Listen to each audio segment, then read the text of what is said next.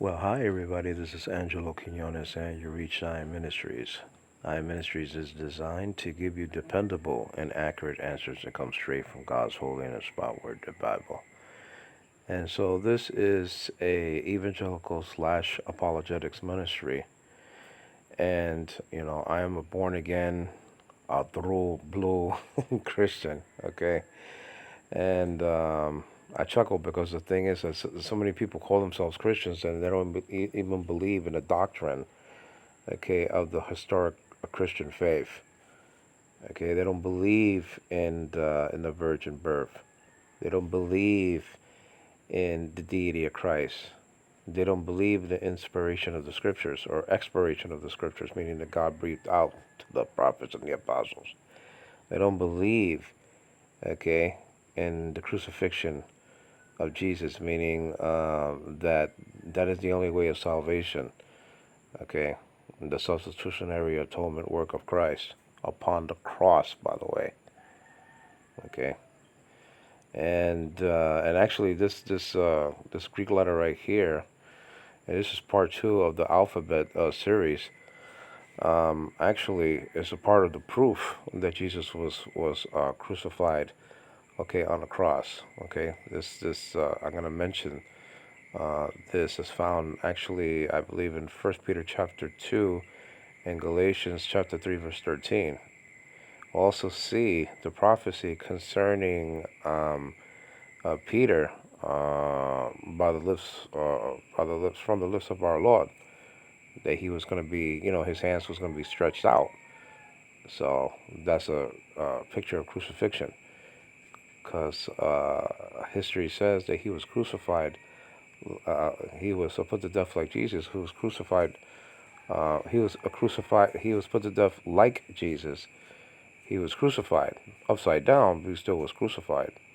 See, and if he stretched out his hands, okay, someone girded him where he didn't want to go. Well, that was a picture of crucifixion, and so thus Jesus was crucified. They don't believe in the bodily resurrection of Jesus. Some so-called evangelical Christians don't believe in the historical bodily resurrection of Jesus, which is an essential to salvation. And then the other pillar, okay, um, is the second coming of Christ. So there's about 5 or 6 essentials, and so that's just the deal. But anyway, we're dealing with the Greek alphabet, and so we're going to finish now, and then we're going to go back and sort of brush up on things that I probably left out or um, or didn't really magnify. Okay, so again, I made all of these letters by using Corel Video Studio Pro X6. You could probably get some of those programs, Pro X6, Pro X7, Pro X8, probably still on Amazon.com. If not, you can try eBay. It's called Video Studio now. It's really one of the most effective programs out there to do home videos, and it's just getting better every year. So it's probably a Video Studio, Pro, Pro 22 or something like that. But you could go on YouTube and just punch in a Corel Video Studio 22 or Video Studio 22. I think Grips is one of the best uh, persons out there in doing tutorials for this sort of thing, and it's just a wonderful way of making the Greek letters and nice. Actually, I have a video that the background glitters, so actually you see the glitter moving back and forth in my previous video. Hopefully, these videos are better than the videos that that I um, I did in the old days of the ministry, which is called I Am Ministries, because Jesus said I am so many times. So I mean, if you're wondering how I did these letters And you can't see these letters anywhere except for the video that I uploaded in my first YouTube channel, Angelo Kyky Quinones, so it's KYKY. And so here it goes. Let me just get rid of that though. Now, so this is the letter we left off with. This letter, Kasi. Okay, this is a very, very important letter, Kasi. It's a KS letter, Kasi. Just say it quickly, Kasi, Kasi. It's not that hard to say, Kasi, Kasi.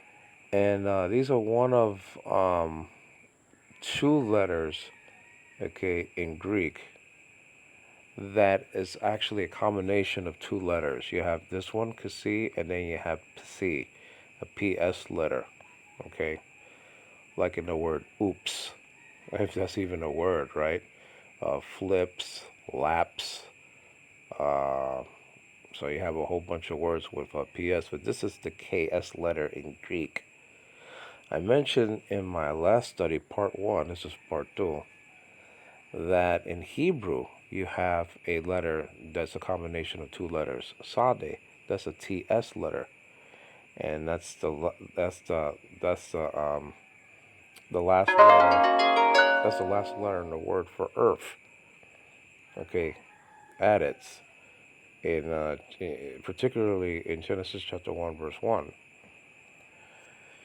So that's just a deal. Now, so it's a very important letter to identify if you want to find the Acts of the Apostles, okay, because if it's capitalized, okay, and then the capital version of this, study of the Greek alphabet is always going to be on the left-hand side, okay, so you're going to see it as part of the title of the Acts of the Apostles in Greek, Praxis Apostolon, Praxis Apostolon. So you're gonna see it there. So if you want to find the Acts of the Apostles, this is a crucial lesson for you, so you can actually identify one of the letters in the word for Acts, praxis. Okay, so that's just a deal. Now I don't think that unless you're talking about the unctual writings, the manuscripts, the Greek manuscripts of the New Testament, that all of the letters are in unctuals, capitalized. Besides that, I don't know. I don't think that Xi is capitalized, meaning in the first letter of a Greek word. That's all. I don't think that's the case. I haven't seen it though. So I mean, if you have seen it as the first letter of a word, well, leave a comment on the screen. But I haven't seen it though. So also, I have the word down there. Okay, and thank God right now I'm in the Philippines. I relocated from the United States of America about 4 years ago. It's 2022 right now, actually September 2022. And right now is a perfect time to do a Bible study because there's not a lot of noise outside. There's no karaoke singing, which is very popular here. I do it also. And so, there's no dog fighting, okay, meaning that they're not fighting each other for food. Like in my last study, there was vicious attacks going on amongst themselves, And so, it's just only roosters here and there, so I hope that doesn't bother you in the background, That's really the only noise you're going to hear. But there's a word down there below the capital version of Kasi, right? And that's exegesata. Exegesata. Now, again, the diacritic is not here, the acute marker or the ground marker, whatever the case may be. So so that's just a deal. Now this is a very interesting one because first of all it has a kasi in there, okay, exegesata, And it looks like the sigma and alpha is there, obviously. So it looks like it's an aorist. And then you got the epsilon there, okay, right in front of the C. So, but the sigma and the alpha is pointing out the aorist construction. Um, and so this is in the text, the famous text of Scripture, John chapter 1, verse 18, that Jesus exegeted the Father. He explained the Father. He revealed God the Father. He made him known. Okay? So that's just the deal. So that's a very, very interesting word in the Greek New Testament. So if you want to read that, you have to know this letter. Okay? So this letter, it appears. It appears. Okay? It might be not as important as epsilon, as we saw. Epsilon is a very crucial letter in Greek, along with the omicron, by the way. Nowadays called omicron. But it's still one of the Greek letters in the alphabet, in the Greek alphabet, alphabeta. And so we need to know it. Kasi, it's a KS letter. But also it appears in words like sarx. Sarx. So the root of that word is sark. And so in the nominative they added a sigma, right? Which means something very specific, by the way, the sigma. Okay? So I'm going to let you know the meaning, when we get there. And it's crucial in this text over here, okay? The sigma and the alpha, by the way. And getting back to Kasi, so they put a sigma, okay, after the kappa, all right? And then, well, you're not going to write it like that. It's just in theory, okay? It's not that you're writing it down and then you're changing it, So, I mean, so, before you get to the kappa, you just put Kasi, okay, like that. So you're not just going to write it out like that, unless you're writing another construction.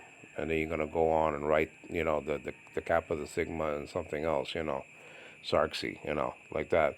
But I'm just saying, if you're writing the nominative, you're not gonna you're not gonna go on a blackboard or on a whiteboard and just write your sigma, alpha, rho, kappa, and then sigma. You're not gonna write it like that. You're just gonna write after the rho, which is the R in Greek. Okay,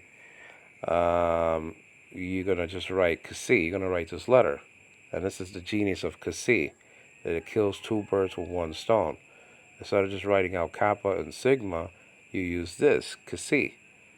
So it's just perfect, sarx. So that's just a deal. It's a very important word, okay, in Greek, sarx. Very important word in Greek. Okay, in the Hebrews have an equivalent to this, or actually this is equal to that. Okay, this sounds the other way around. The Hebrew word or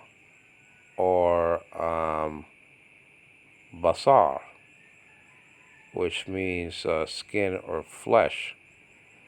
So, and that's recorded in the book of Job, chapter 19.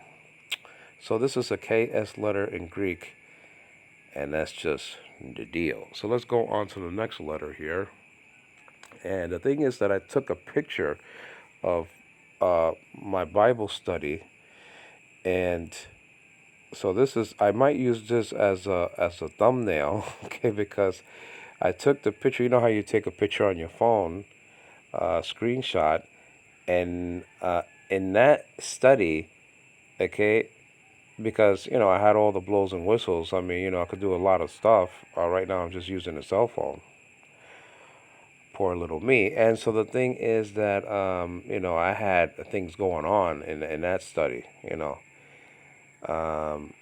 And pages, moving and glitter in the background and stuff like that. And so I took a picture while the page was turning. Sorry, guys. Okay, so I mean I can't use this. Okay. So the next letter, okay, is B. Okay, got the roll coming up next. B. Don't say pie, say B.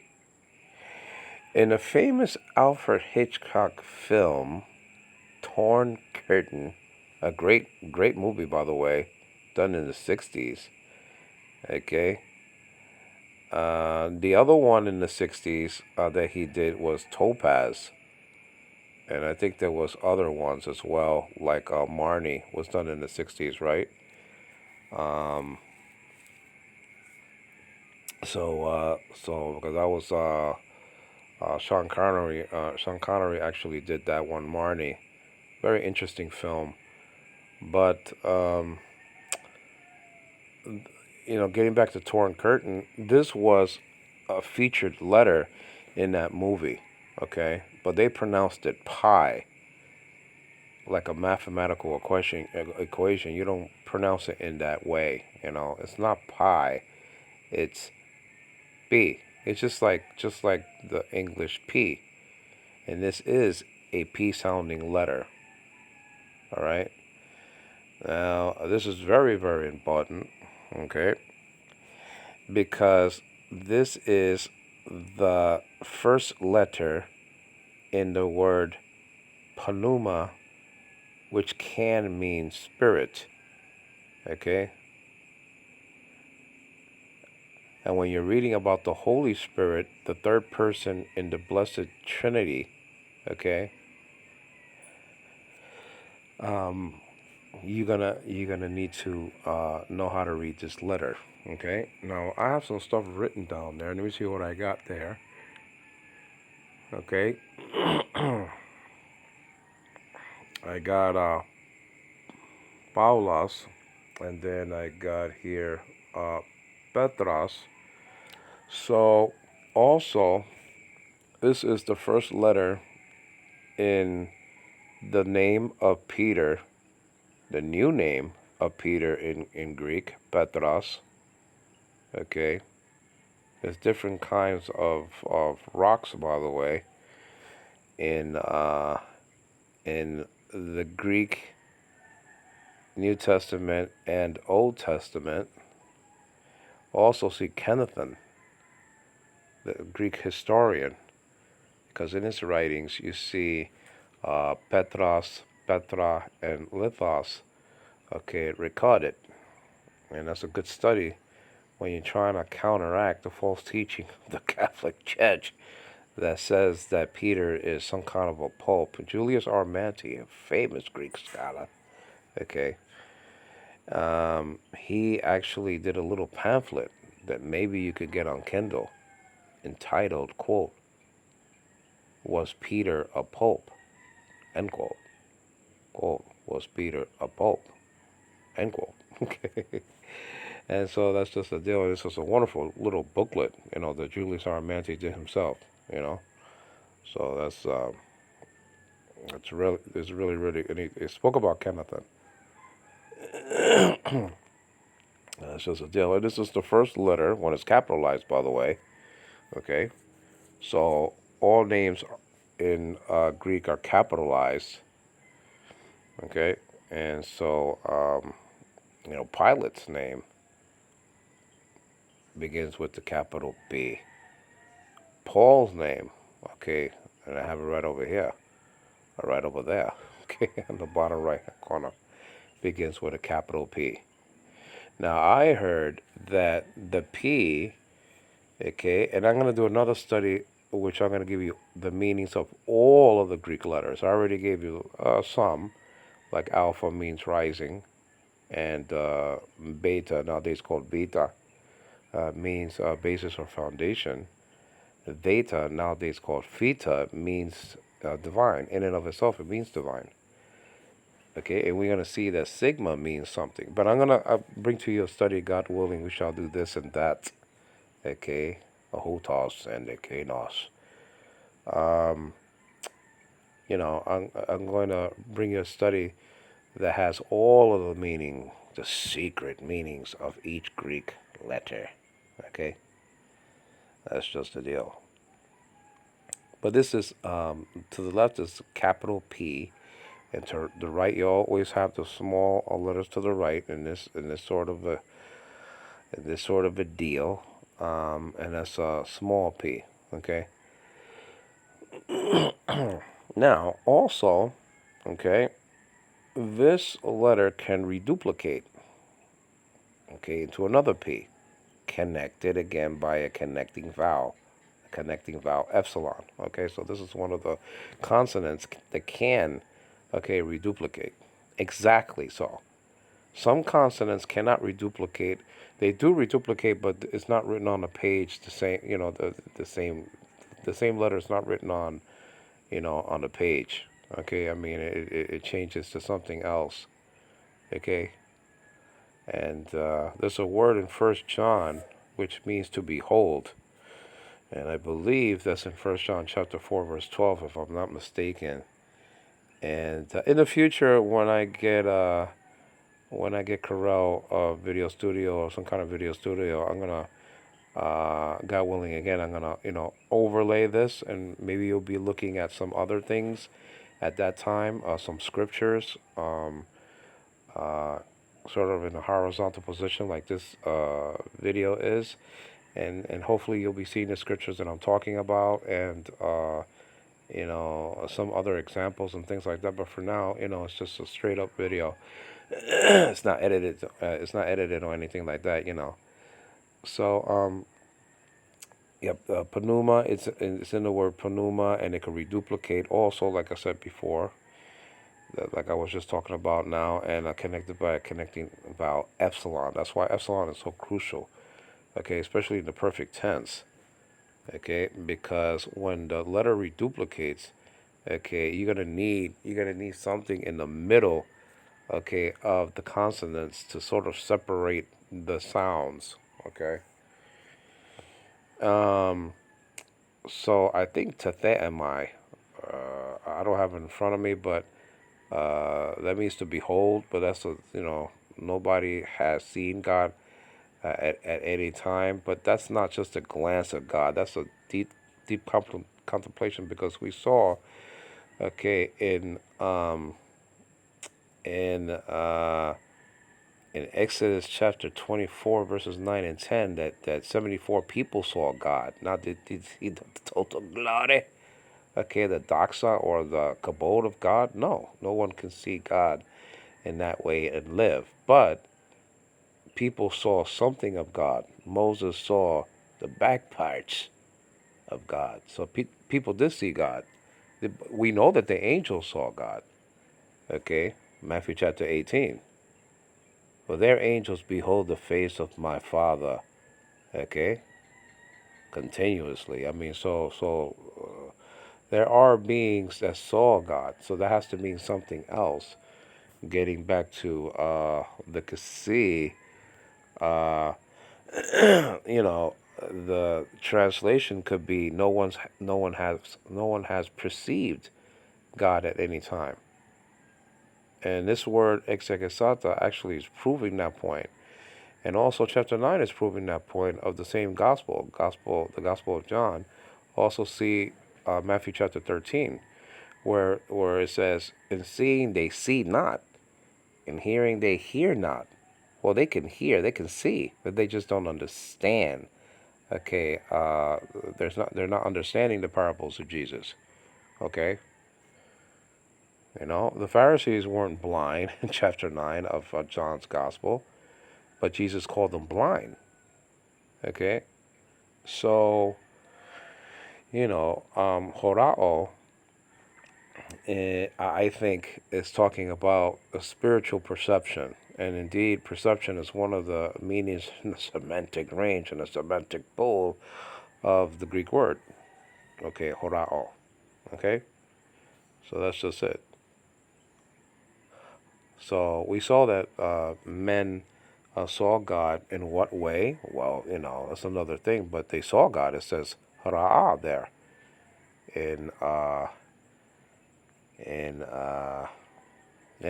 Exodus chapter 24, verses 9 and 10. So when they, when the Jehovah's Witnesses, so-called, so it's not really witnessing for Jehovah, you know, magic wheat and corn, the Great Pyramid of Egypt is on par with the Bible, you know what I mean?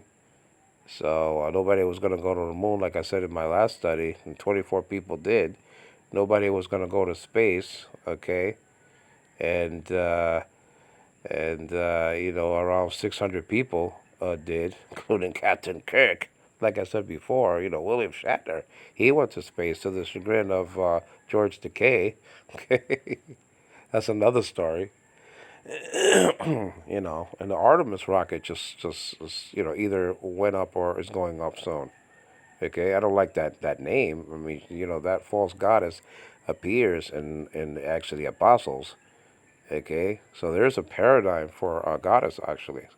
I think it goes something like this: Thea, Theas, Thea with an iota subscript, and then Theon. At least two of those constructions appear, okay, in Praxis Apostolorum, actually the Apostles, chapter 19, for that false goddess, okay. And the Roman name is actually Diana. All right, so that's just the deal. So again, this could reduplicate into another P, a dead giveaway. I like to say a dead giveaway of the perfect tense. Okay, so when you see a word that has reduplicated the initial consonant and is connected by a connecting vowel epsilon, you know that you're looking at the perfect tense. Okay, so it's just a deal. So this is the P letter in a Greek. Actually, in Hebrew, there is a P letter also. There can be a PH letter. The P is actually the P in Hebrew. Okay?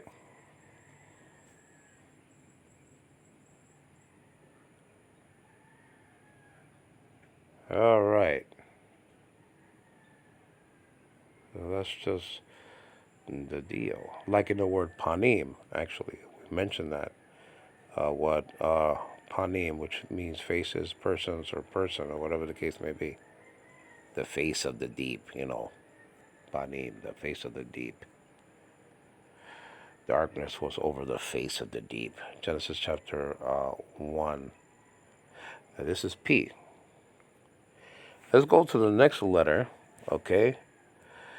And this is a letter that looks like a P in Greek, but it's not a P.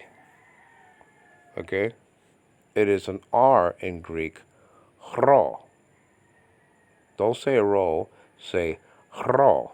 This is okay. That's a very lazy pronunciation for the Greeks, okay? I don't really care too much about what modern Greeks are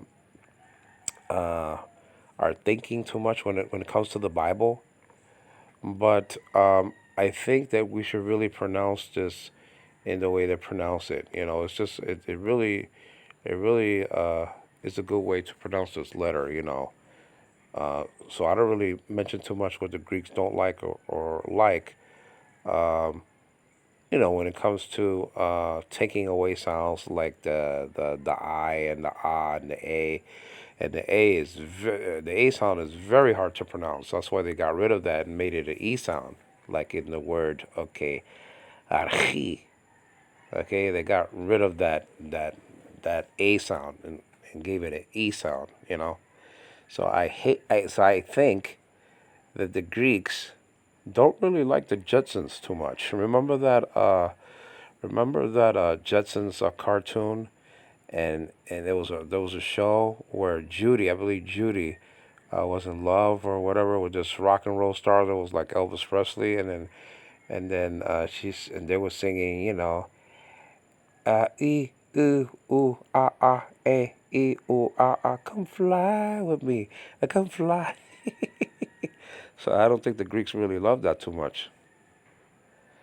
They really love that show. But this is the raw, raw, and it's not hard to say. I mean, if you played with a toy machine gun when you was little, you went probably like that. So just say it like that, okay? Or like a car sound, when you were little.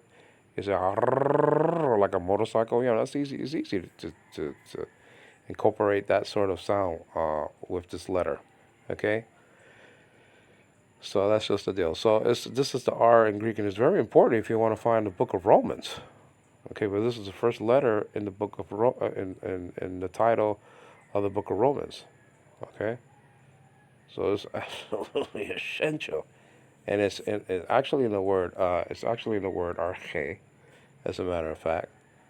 Okay, so that's very important right off the bat in Genesis. Anarche or anarchy, right? So that's this letter is found there in that word.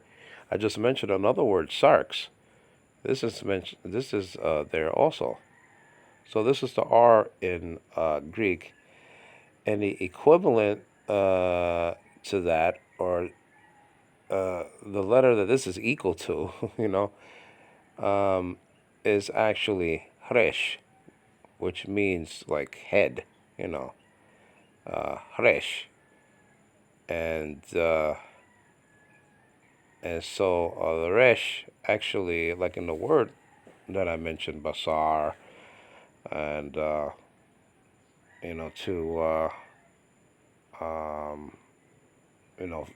flesh, and then bara, which means to make. Okay, Behreshit bara Elohim. Incidentally, it doesn't say that in the Hebrew New Testament. It doesn't say Behreshit bara Elohim Chadabar. In the beginning, God created the Word or the Logos. It doesn't have the construction. It doesn't, as a matter of fact, let me get to the 5 best case scenarios for Jehovah's Witnesses. There are actually 6 of them. I just mentioned it. Okay, in Greek, and none of those appears in John 1:1. Okay, Bereshit. Okay, well, actually in Greek. Okay, Bereshit means in beginning, in the beginning. So in Greek will be this one of the best case scenarios for Jehovah's Witnesses that doesn't appear in the Bible. It doesn't exist. Okay. Anarche epoias and hate as tan lagad. Okay. In the beginning, God created the Logos. Okay, the Logos or the Logos. Okay, that doesn't exist. And I changed Logos or Logos into a different construction because in that scenario for the Jehovah's Witnesses, because we have to help the witnesses, you know, really have to help them because their stuff doesn't appear in the Bible. That sort of construction doesn't even appear in the Jehovah's Witness Bible. Okay, in the beginning, God created the Logos or the Logos. So, in that situation or in that scenario, okay, Logos actually is the object of God's creation. So that's why I changed it from Ha Logos or or Logos. Or whole be there if you're reading, the actual text in the Bible. You're changing it from the nominative construction to the accusative construction. Okay, so that's just the deal. So that doesn't appear there. Anarche egeneta ha logos. That doesn't appear in the Bible. In the beginning, the word became, or the word emerged, or whatever the case, came into being. That doesn't appear in the Bible. Another one, number 3, we can deal with because there are some evangelicals that believe that Jesus was the Son of God throughout all eternity, meaning, before he became flesh. Okay? And so, I mean, we could deal with that very easily, but it's still that's not a good teaching. He was not the Son of God. I hate to say at the time, but at the time of John 1:1, he was only Logos. He was not the Son, and the text says so. Read also Hebrews chapter 1 verses 5 and 6, Hebrews chapter 5 verse 5, and Hebrews chapter 7 verse 3, where it says, "A patron, a metron," no father, no mother. We spoke about the alpha, what it can do. Okay, I did not mention that the alpha can negate a word. Okay, uh, so instead of having father or mother, right? The alpha makes it no father, no mother. Okay, I will be to him a father, and he will be to me a son. That doesn't make sense if he was the father of Jesus already. Okay, so I mean, I'm not the only one that believes this. Walter Martin, a great champion of the faith, right? He didn't believe in the eternal sonship of Jesus. We believe that he's the son now. He became the son. Okay, and you may say, well, why does it say in First John chapter 1, okay, pros ton patera, that he was with the Father? Well, I could say, I mean, some of you met my wife yesterday. She came through the door, not through it, but you know what I mean. She opened it, but I'm just saying, and appeared in our a Bible study. We made a parousia, you know what I mean? And so that's just the deal. And so I can say that my wife was born in 1986. That's her birthday, the year. You understand what I'm saying? And but she wasn't my wife at the time. She was a baby, and I was 21 in New York City. She was a baby in the Philippines, and I was in the United States working two jobs. Okay, you understand what I'm saying? We transport company in Hempstead, and then I did another job, okay, somewhere else. Sewing things. Piecework, guys, piecework. I think my first check was about $7. I didn't like $6 and change. And man, that was that disappointing. I worked for about like a week or 2 weeks, or I think it was a week though, and I got a check of a lousy check of $6. And I'll tell you, I mean, I got to the point that I did at least $70, and I used to do hems on a towel and hospital sheets and stuff like that. And man, was I rolling away, because I didn't like that check. Okay, that's when piecework was legal in the 1980s in New York. It was legal, piecework. It ain't no more. Okay, that was $6. I mean, goodness gracious. Anyway, so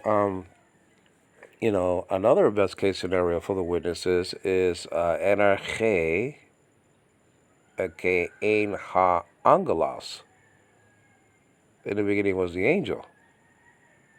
Well, I could deal with that a little bit, like scenario number 3, because doesn't the Apostle Paul in the book of Ephesians, which is Hebrew for Ephesians, okay, in the 1817 edition of the Hebrew New Testament. Incidentally, in that, Jesus says of himself, Ehyeh, and that's found and recorded in John chapter 8, verse 58. No one can say that for himself except for the living God of Israel. Okay? So that's just the deal. So that's why I love that Jewish New Testament, along with the 1880, which uses the emphatic, ani Ehyeh, okay? And so that's just the deal. So in those two Hebrew New Testaments, the 1817 and the 1880 edition, Jesus says Ehyeh for himself.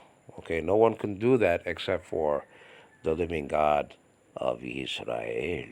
Okay, no one. No one would even dare. And if you say, oh, but wait a minute, the blind man, didn't he say ego eimi? Well, I'm not talking about ego eimi, and so what? They didn't want to throw stones at him. Why they wanted to? Probably Jesus didn't even speak the Greek. Probably. I'm not gonna go so far, like the pamphlet entitled "The Word Who Is He," and say that Jesus never spoke Greek. We can't prove that, but I can use that.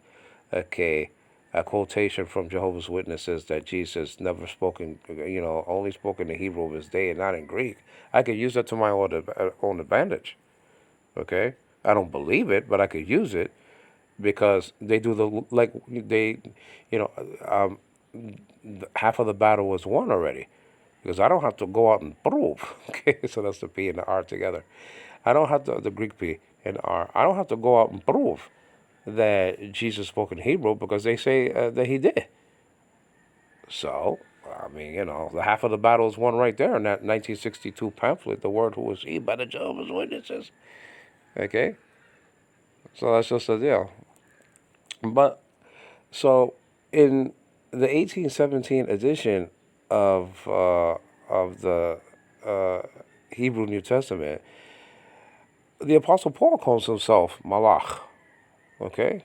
He wasn't an angelic creature flying to Ephesus or whatever the case may be, but he calls himself Malach, an angel, in chapter 1, verse 1 of Ephesians, in Hebrew, in the Hebrew New Testament, okay, translated from the Textus Receptus, okay, into Hebrew by G.G. Collier and T. Frey way back in 1817.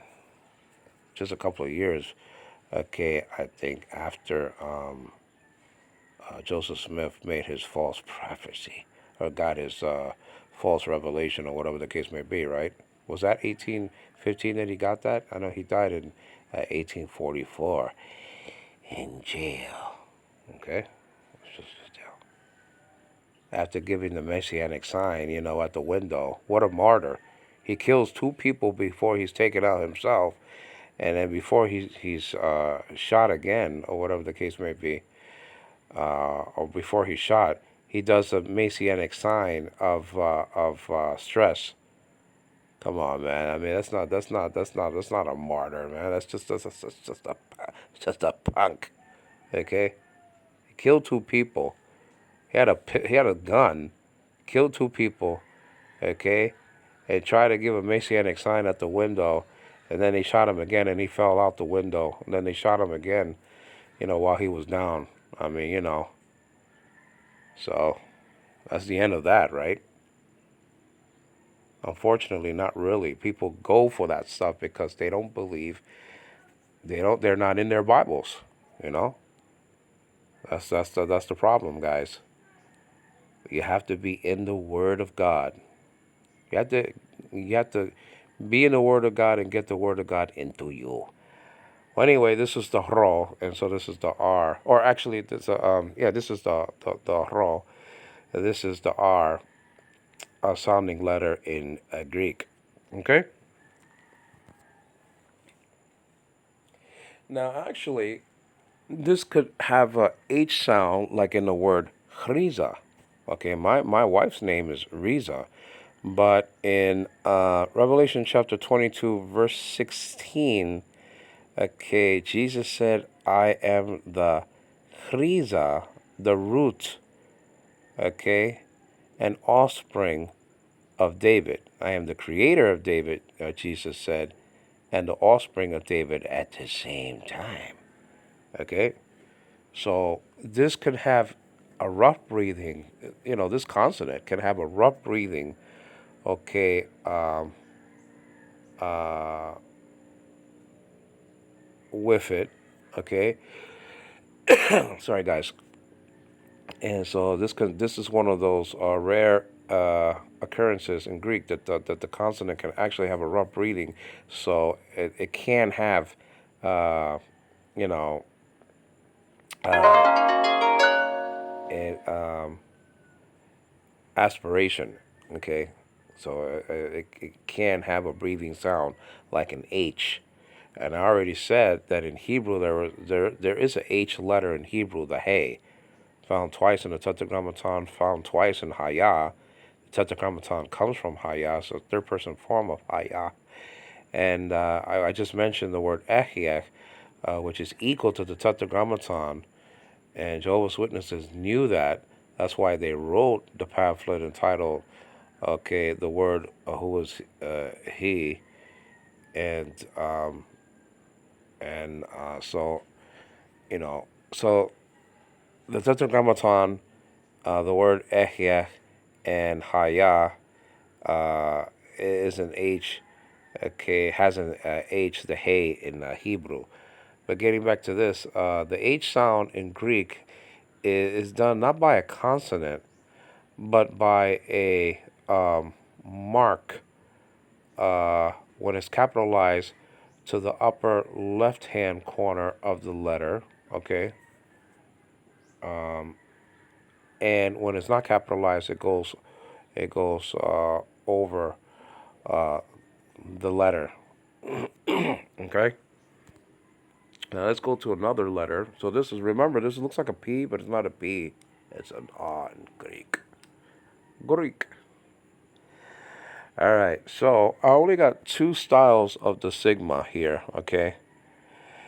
And Corel Video Studio, Boris Graffiti. Okay, the program that I use to make these fancy letters and backgrounds and glitter and all this other stuff, it didn't allow me to do a final sigma. It only allowed me to do the capital sigma that you see to the left and the other sigma that you see to the right. Okay?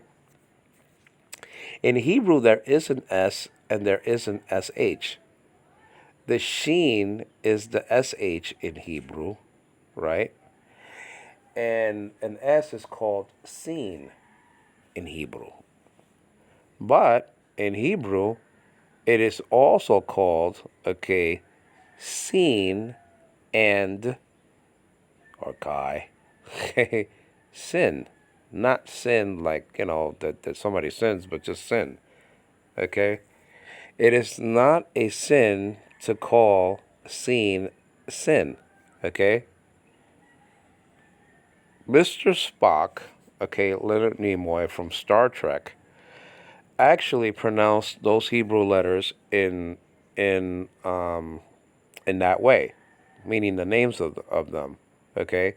And he was a Jewish person in real life. So I mean, if he did it, okay, that live long and prosper a sign that he used to do, that was the Hebrew sheen, but he didn't call it sheen. He called it shin, okay? So don't pay attention to that man behind the curtain that says that you cannot pronounce, okay, sheen into shin and seen into shin. I mean, But this is the sigma. This is a very, very important letter, okay, in Greek. And there are some letters are more important than others. I just mentioned the epsilon. That's a crucial letter in Greek, okay? We looked at the kappa. That's important, very important in Greek, okay? I mean, so there are some letters are more important than other letters, okay? There's a combination of letters that are important, okay, in Greek. The nu and the tau can be, okay, a participial, part of a participial construction, okay? And so that's just the deal. And this is important because, you know, getting to, speaking about the noun just for a second, this is sigma. This is the S in Greek, right? Well, not only, when it's capitalized in our Bibles today, does it appear as the first letter of names like Simon, um, you know, uh, in Greek Samuel, in the Greek New Testament, even though the in the Greek Septuagint, I should say, which comes from the Latin word Septuaginta, which means 70. Um, in some copies of the Greek Septuagint, okay, you're gonna see first, second, third, and fourth Kings, though, but in the book I'm talking about, right? You know, particularly when you're talking about Samuel coming up, from Sheol and proving that the dead are still alive, and you can present that to the Jehovah's Witnesses. First Samuel chapter 28 verse 14. Samuel appears there with Saul, by the way, and so the sigma is there in their names. Okay, but talking about the noun for a second. Okay, this is very important because this could be a case ending. Okay, like in the word theos. Okay, theos, found and recorded in the Greek New Testament, like I said in our last study, okay, more than 1,300 times tagged by the Strong's number of index of 2,316. Okay, there's a GK system also. Okay, And so this can tell you, okay, it's case morphine, okay, when it's used like that, it's case morphine, can tell you that something is in a nominative case, nominative singular. And I forgot to mention something about the iota that could make a word plural, okay, like in theoi, okay, gods. So I mean, the iota can do that, and I forgot to mention that. And I guess in my next study, I could just go over everything, or if I don't do it now, because then it'll be too long. And in the future, I'll actually put these two studies together and make it like one study, even though it's very long. People like short things, and maybe I could just edit it, or just make another version that's just okay, just give you the sound of the letter, and then I'll go to the next letter, and then I won't get into a lot of exclamations and things like that, or whatever the case may be. I mean, but for now, I think that this is needful to let you know what these letters can do. Because, like I said in part one of the study, okay, the Greek alphabet, um, people don't teach it like this, and the problem is that when they get thrusted into syntax, okay, they're gonna get slapped in the face. They're gonna be shocked or surprised that these letters can do incredible things in Greek, and so they're not ready for it because they're not told about some of the functions of these letters. Okay, when you get to those constructions, especially in the verbal form, okay, which is a lot of parsing going on and stuff like that. You understand what I'm saying? Like in the word, like I mentioned before, it's stesetai, which means he will rise. So you got different parts, okay, when it has to do with verbs at times. And so you have to parse these things. And so a sigma, getting back to the noun though, okay, could be the case morphing or the case ending, okay, in a noun, letting you know, okay, that something is in the nominative case construction. Okay, so this is a very, very important letter in Greek. Very important, crucial letter. One of these crucial letters in Greek. Okay. Now, getting to the verb though, sigma. Okay, it's pronounced like in the word Sam. Okay, S like in the word Sam. Um, the sigma can be a sign for the aorist tense. The aorist tense is among 5 tenses in Greek. Okay, and it's a simple completed action, like in the word egeneta. Okay, found and recorded twice. That construction I'm talking about. Okay, it's found and recorded twice in verse 3 of chapter 1 of the Gospel Katayo. Okay, the Gospel according to John. Okay, so it's a simple completed action. Um, whatever. I ate the cake. The problem here in the Philippines that they don't know, or some people, not all, okay? I'm not diming on everybody. Okay, even though a telephone call is not worth a dime anymore. It's worth more than that in the United States. Okay, if they even have phones, pay phones. Um, so I kind of laugh when I say I'm not diming on this or not, because it's not a dime anymore, guys. Okay, you understand? It's not a nickel anymore either. So I'm just saying. So they don't inflect their words. That's the problem. So sometimes they don't even put the verbs, or uh, they just don't add words. Like my wife used to say, "I off the phone," or when she used to give me an imperative like "turn off the phone." Okay, she used to say, "Can you off the phone?" She won't put turn there. You know, can you turn off the phone? I mean, not turn off the phone. Turn off the light. Okay, or even turn off the phone. Okay, fine. I mean, you could turn off the phone. Okay, that's what I'm saying. So she forgot. She forgets. Used to forget to add the word turn there. It's not you off the light. You turn off the light. You understand what I'm saying? And so they forget to inflect their words, to change the vowel in a word. Um, you know, instead of saying I eat already, because she still says that I eat already, instead of saying I ate already. It changes from eat to ate. So I mean, that's the thing that this is going on in Greek, though. Okay, meaning that there are changes that goes through. The word goes through changes. As you use it in a specific way in a text. Okay, so instead of theos, it's going to be theou in 1 Timothy chapter 3 verse 15. It's going to be theou, and theou is found twice there, because it says the church of the living God, of God. Okay, the house of God, which is the church. So it's going to change from theos to theou. So that's just the deal. They lied to God, or he lied to God, or whatever the case may be, found and recorded in Praxis Apostolorum, Acts of the Apostles, chapter 5, verse 4, where the Holy Spirit, okay, is mentioned and recorded in verse 3.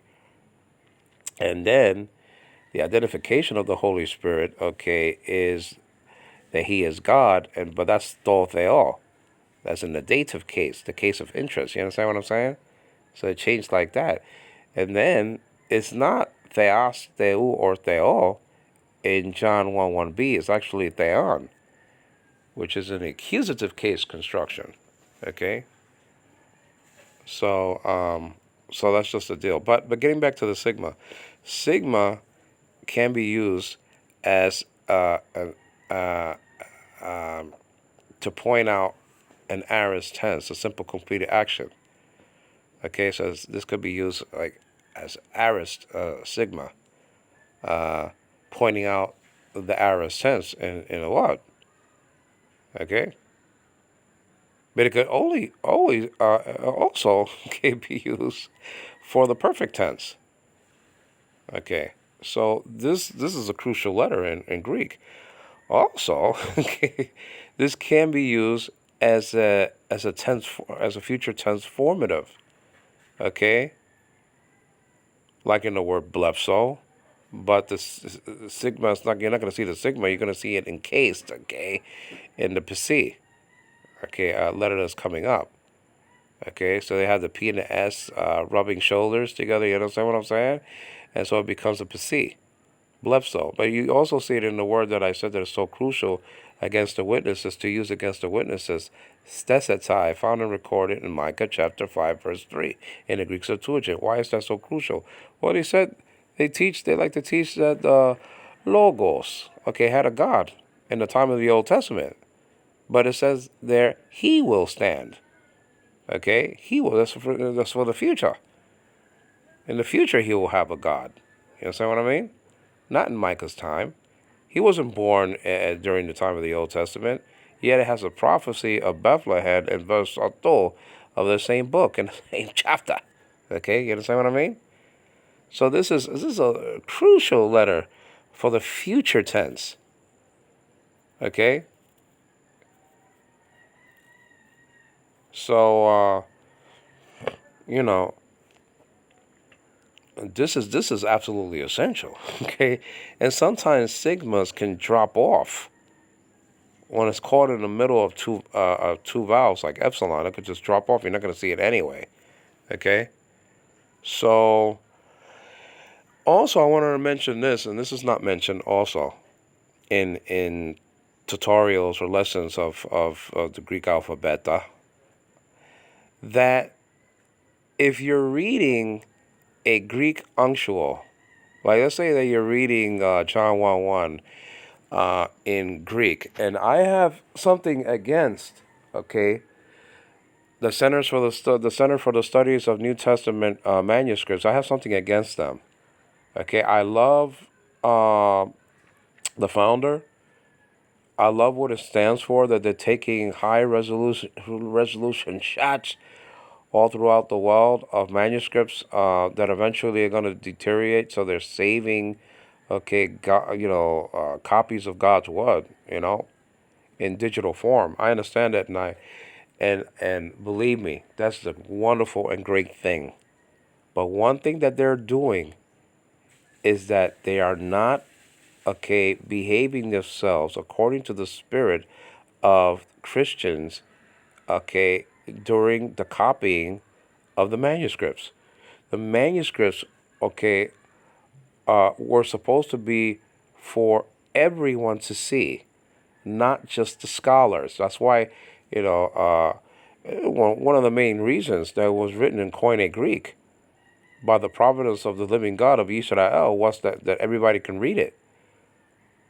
But when you're an organization like the CSNTM, Centers for the Study of New Testament Greek Manuscripts, and you only have the pictures that you took of God's word, not yours.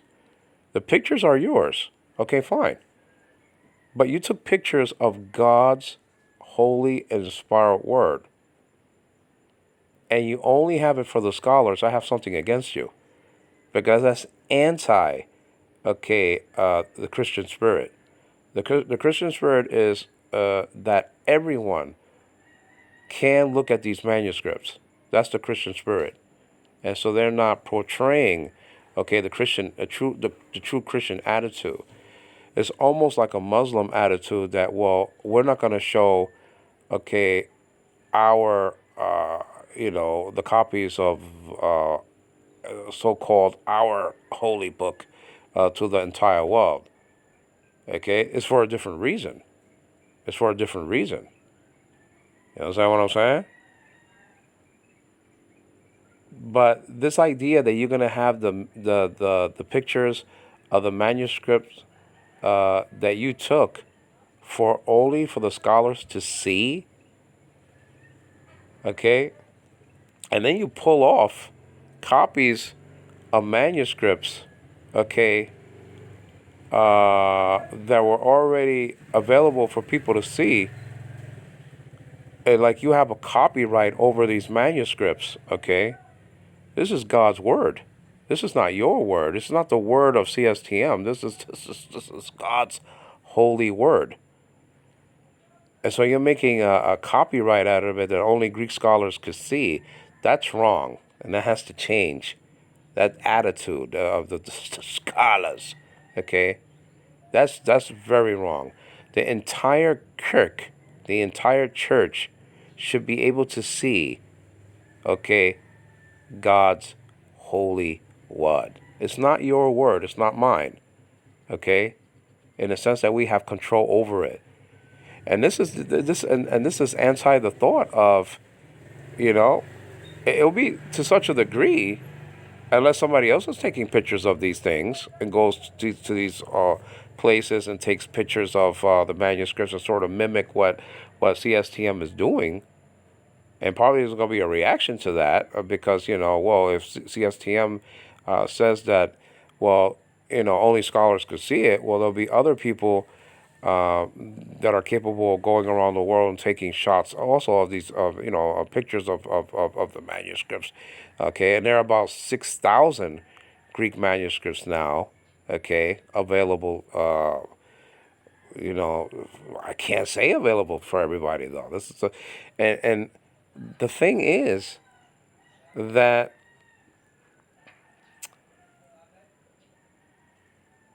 in ancient times, the New Testament was written by sometimes was the New Testament Greek manuscripts, okay, or the New Testament was copied by regular folk, regular people, not scholars, and they were circulating these things. You understand what I'm saying?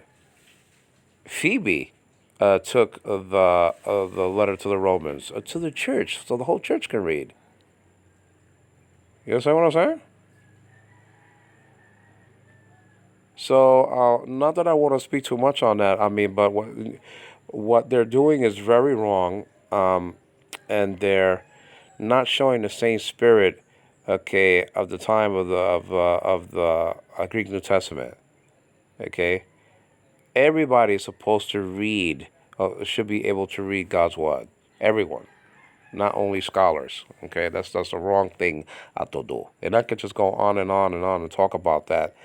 And hopefully they'll change their mind, they'll change their attitude, and make it available for everyone to see. Okay, and I hope that changes, and maybe I could do a video on that, but that needs to change. Okay, because that's not the spirit of God. Okay, that's not the attitude also of the early Christians, that only some people could see. Well, that's the spirit of the Catholic Church. They didn't want their people to read the Bible. Okay, you know, they didn't want their people to read the scriptures. Okay, but that's not the attitude that we're supposed to have now. Okay, it's not. So anyway, getting back to Sigma, guys. Sigma, like I said before, can point out several things. It could be transformative, a future transformative, like in the word stesetai, he will rise, and and so that's just the deal. And it could reduplicate also. It's a constant. It could reduplicate into another sigma connecting by all right epsilon, right? Okay, and so that's just the deal. So this is one of the essential letters in Greek. Okay, sigma. Actually, sigma means synchronize, to synchronize. Okay, I kind of made an infinitive out of it, Okay, but it means to synchronize, and so thus the sigma, I think, was used because of that meaning, to synchronize, because it has to do with time. Okay, all right. So, but just because you see a sigma in a verb, it doesn't mean it's in a future tense. Okay, so be careful with that. Be careful with subjunctives, and then you're thinking it's in the future tense or something like that. So sigma doesn't always in verbs point out the future. Okay, so it's one of these great letters in Greek, and again, it means to synchronize. So that's the perfect letter. This is the perfect letter to use for the future tense because it means to synchronize. So that's just the deal. Well, anyway, I hate to leave this letter. It's just it's one of the letters for Jesus' name, Jesus, in nominative case. Okay, so so I mean, it's in the word for God. It's in the word for what logos. It's all over the place. Soma uses a sigma. Okay, soma spelled out sigma, omega, mu, alpha. That means body. Okay, so that's just the deal. Let's go on now. Now I have something written and recorded underneath the sigma. What's this? It says over here. Okay. Actually, let me get rid of this though. Why is that like that? Let me start off with the capital sigma. It says over here, Solomon, Solomona, actually, the word for Solomon. I didn't mention that. Okay, Solomon's name has a sigma. Okay, and I just actually transliterated on the other side below the small letter version of the letter sigma. Okay, so Solomon's name has a sigma. Okay. All right, let's go to the next letter, which is kind of easy. It's the tau. The tau can reduplicate also, okay, into another tau, exactly into another tau, connected by a connecting vowel. So this can reduplicate in a Greek verb. I already mentioned in my last study of the Greek alphabet that letters in Hebrew can reduplicate also, but you don't see the reduplication on the page. You just don't. It doesn't read. You don't see you don't see it happening in front of you. Okay, you just see a dot in the middle of the sheen, or whatever the case may be, the noon or the mem, right? And or the yod, right? And then and it's called the doubling dogish, that dot in the belly of the letter. Okay, it's called the doubling dogish. And so the letter can double, but you're gonna have to do the doubling yourself and pronouncing it. Okay, like the word for heavens actually, hashamayim, hashamayim. The word for heavens, found and recorded in Bereshit Aleph Aleph, the book of Genesis, chapter 1, verse 1, in Hebrew. Um, the sheen there is doubled.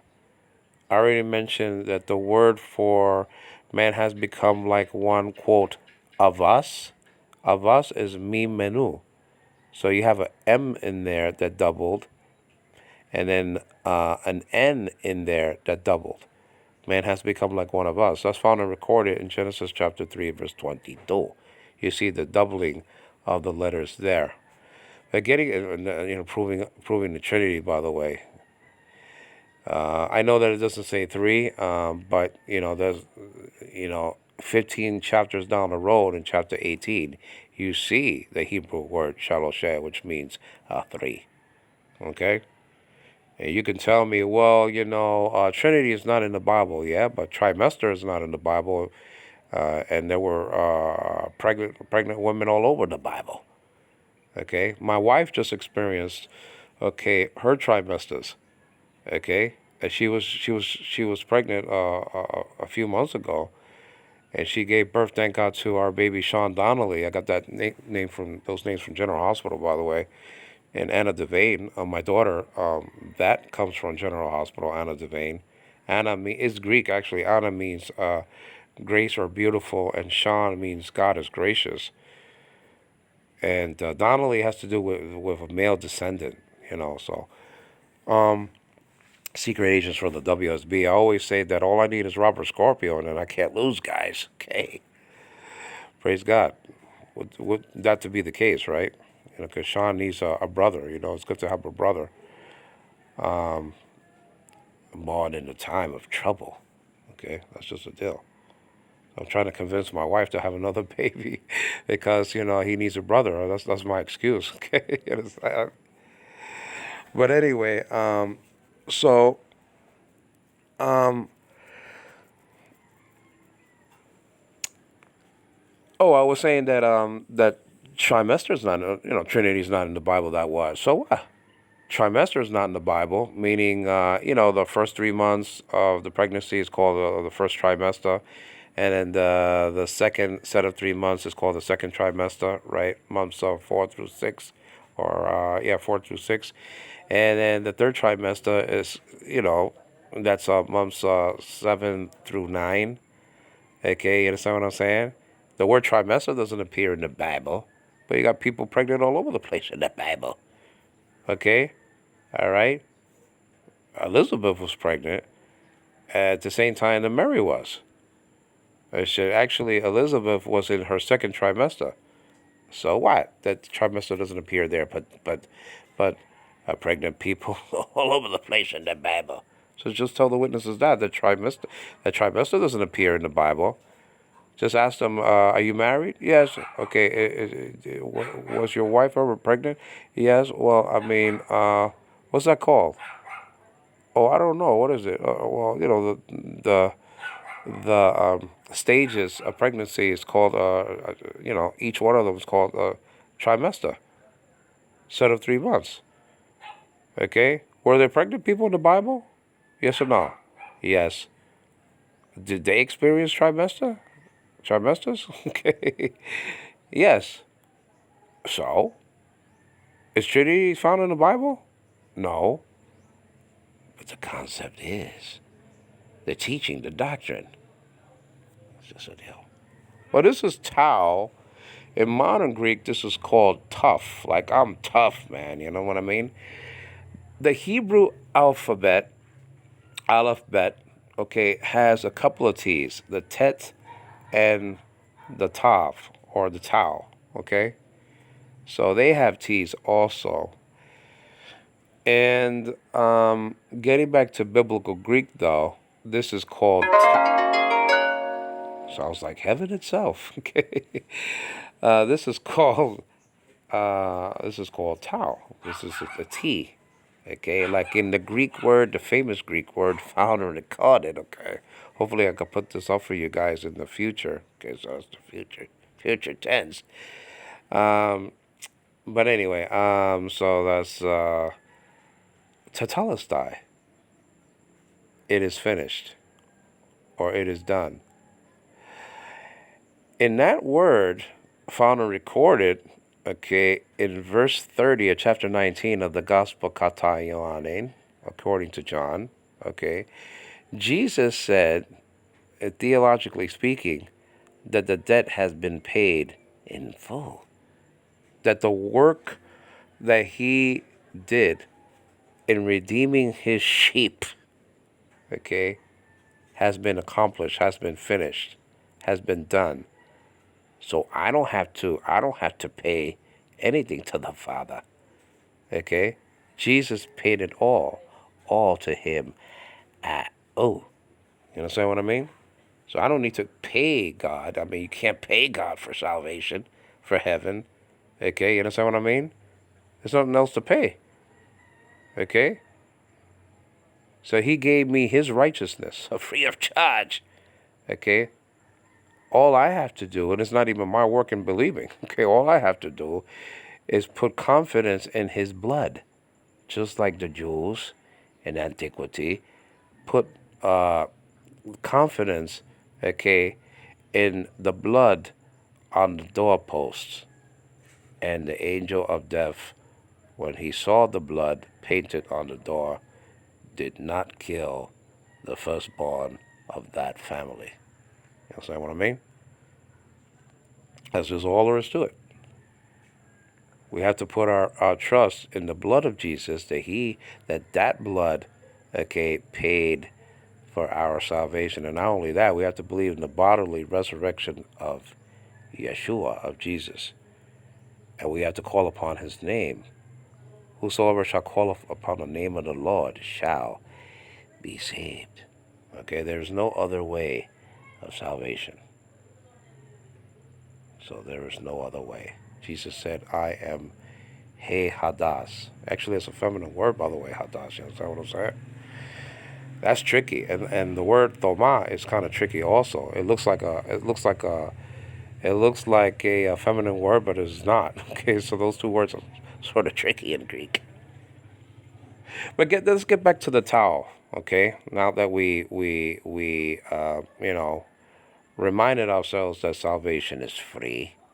Wasn't free for Christ, meaning he had to pay for our salvation.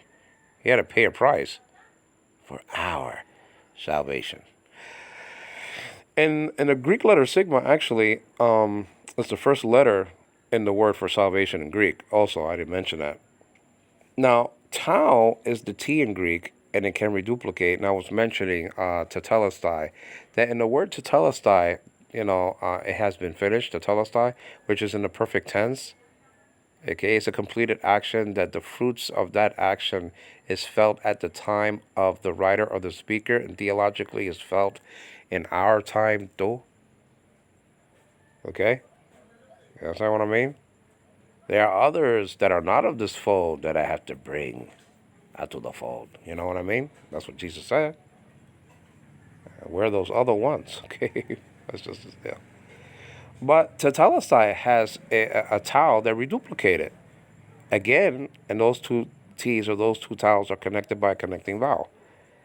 And that's a real stark, clear, cogent indication of the perfect tense.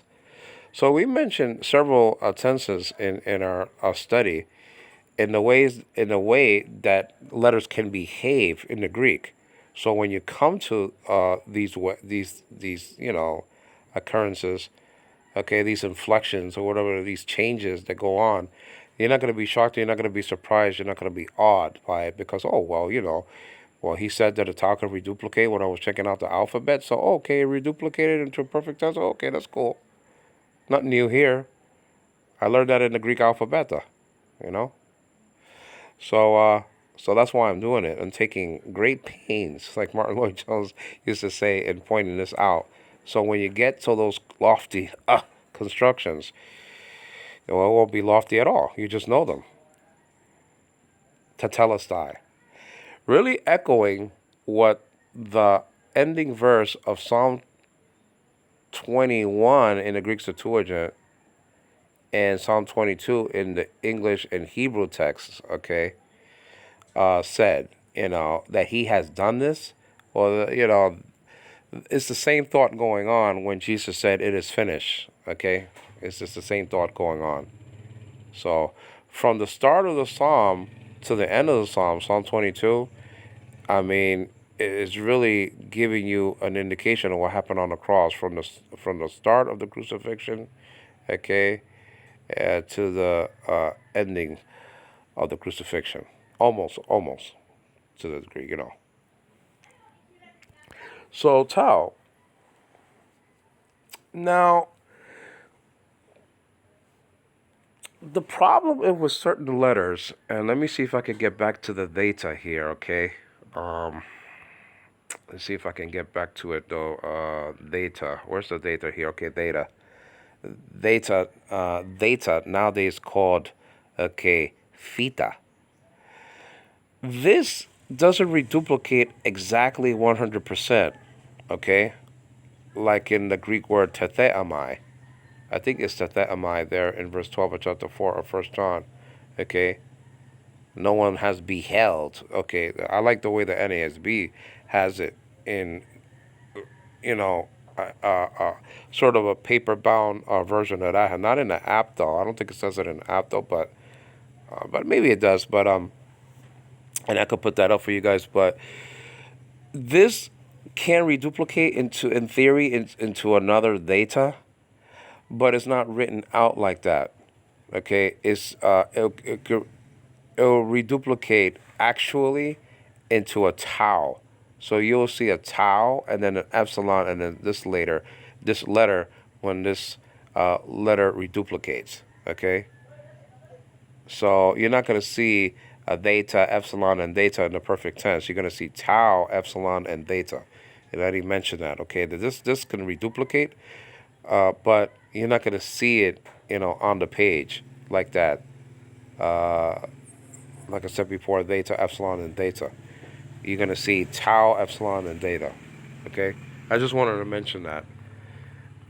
but a stem beginning with a tau, well, that tau can reduplicate into another tau, like in the word, again, tetelestai, which is one of my favorite words in Greek. It has been finished. It has been done. Yep.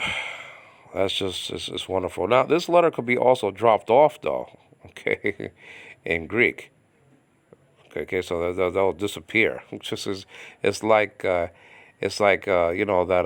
ping pong ball, whatever the case may be, on the table, and it goes down in the basket. You remember that old trick by Abbott and Costello, right? The comedy team. They used to do their gigs so long ago, and then so they will have like 3 coconut shells on the table, and then initially there was a ball under one of the half coconuts, right? And then when they moved it, okay, when they moved the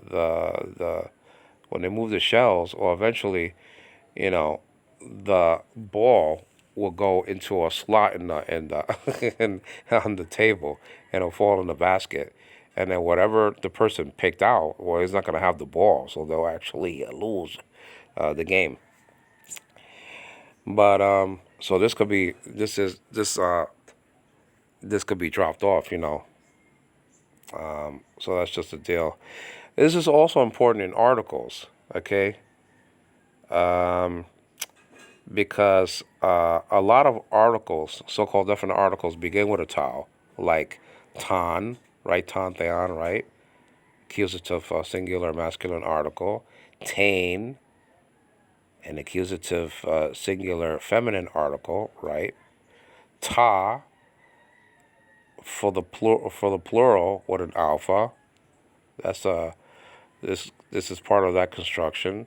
Ta with an omicron, okay, a singular article, both in the nominative and the accusative, right? To, from the to te to side of the paradigm, okay, this is part of a dative, a singular, okay, construction, okay, so, and ton, you got those there, right? So the tau is there, and the tau is there also, okay, in demonstrative pronouns all over the place. Okay, tutan. I mean, it's all over the place. Okay, so this letter is part of very very important, okay, constructions in Greek.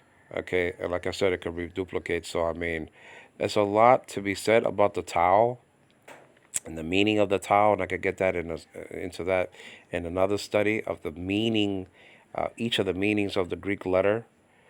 But that's it for now with the tau. So this is a T in Greek. Now let's get to the upsilon, okay, which is a vowel. The upsilon nowadays in modern Greek is called epsilon. So it's an I class actually in modern Greek. But in biblical Greek, this is a U class, but sometimes it's translated into a Y, like in the word, okay, kurios. It'll be transliterated sometimes into a Y in English. But this is the U sounding letter, okay, in Greek. There is a U sounding letter also in Hebrew, okay, like in the word mimenu, who will go, or man has become like one of us. Nu means us in Hebrew, so you got the U sound there, and there is a U class vowel dot that goes to the left hand side of a letter in Hebrew. This is the U sounding letter in Greek, and pneuma, the Greek word that means wind or spirit, actually is this upsilon is part of that word. Okay, it's part of the diphthong. Okay, epsilon, upsilon. Okay, epsilon and upsilon. Okay, so this is there. It can be accompanied by a rough breathing sound, so it can be who, right? It can be accompanied by that.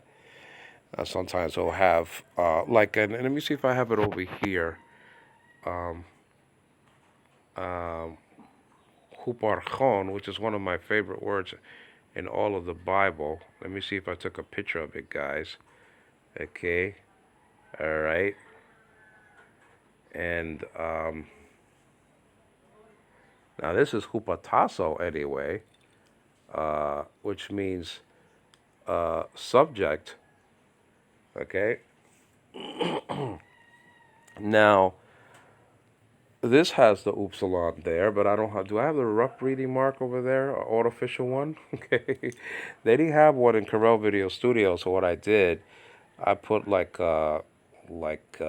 kind of open quote there, but that's a rough reading indicator. And so it has the H sound in the beginning of this Greek word, and this is hupatasso. Okay, hupatasso, and that means subject. Okay, now this is found three times.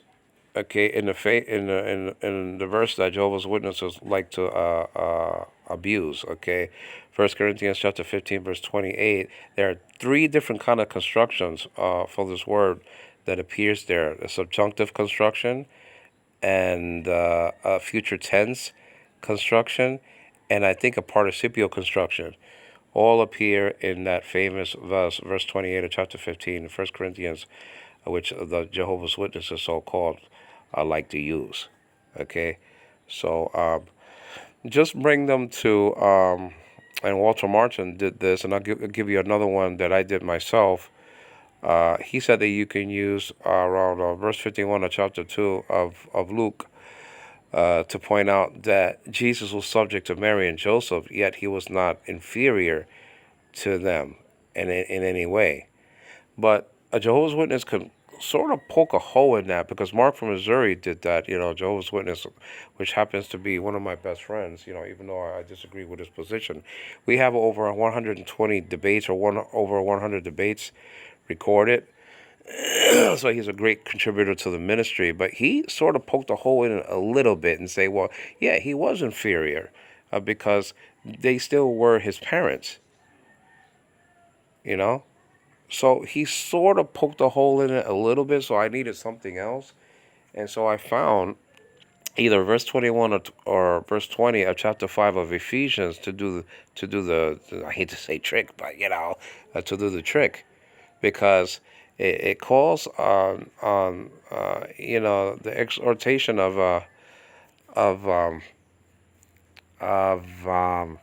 the Apostle Paul was for the whole church to be subject to one another, right?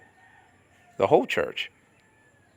So I mean, you didn't have anybody better than anybody else, or whatever the case may be, or inferior to anybody else there in the church. Everybody was told to be subject to one another. Okay, you understand what I'm saying? So you can use that one. That one is an actual better verse to use than Luke chapter 2, verse 51, because you may get caught there a little bit. Okay, so you could use Luke chapter 2, verse 51, but if you get in trouble, use verses like, I think it's found, it says over here 28 times. Is it 28 times here? I have to use my magnifying glass, guys, because I have a vision problem. It says over here, okay, verb, okay, hupatazo, okay, means be subject, okay. I subject myself, or whatever the case may be. I might add that. And so that's just the deal. Now, it's found 38 times. You have 38x there. Okay, so this is found 38 times, and so it's it's not found so many times, but it's still quite a bit. And so I mean, you could use verses like Ephesians chapter 5 verse around 20 or 21 to point that fact out, that it doesn't necessarily mean that he was inferior to God the Father, okay, just because he was going to make himself subject. And one of the reasons why he was going to make himself subject to the Father is so that God will be all in all. Okay, that's just the deal. Now everybody woke up, guys, so there's noise outside. Okay, so this is a U. This word begins with a U, and also there's a preposition there. Okay, let me get back to the letters. Okay, all right. Okay, all right. Okay, yes, that. So the preposition hupa actually begins with a upsilon. So that's kind of important, right? It's kind of an important letter. Okay. Not to mention, going back to the other letters, okay, that this is really magnified that. P heads up a couple of prepositions like pros and pra, actually. So this is an important letter because of that fact. I didn't mention that. Okay. Oh, this is not P. I'm sorry about that. This is wrong. Okay. I caught myself in my own trap. P actually, this letter heads up the preposition pros and pra. Okay. So I guess I could say that ro is in those, okay, prepositions.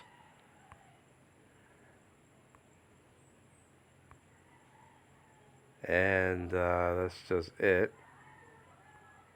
I can, mu, sometimes pronounced meal, nowadays pronounced me.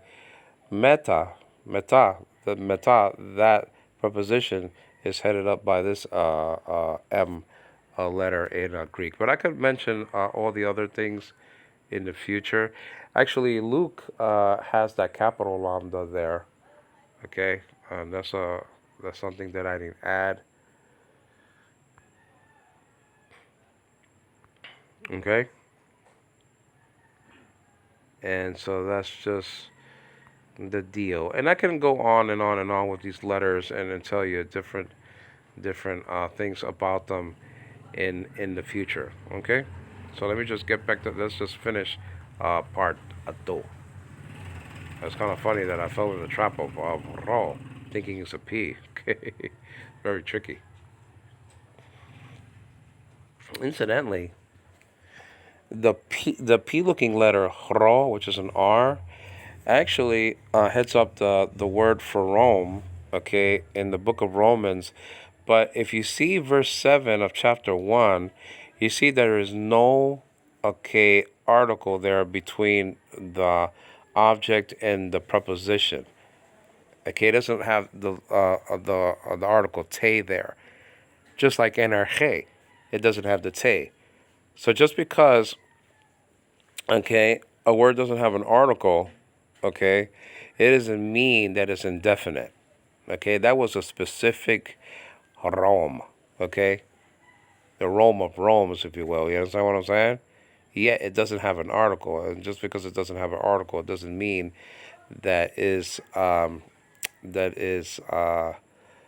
indefinite. So just because theos is doesn't have the article ha in front of it, it doesn't mean, okay, that it is indefinite.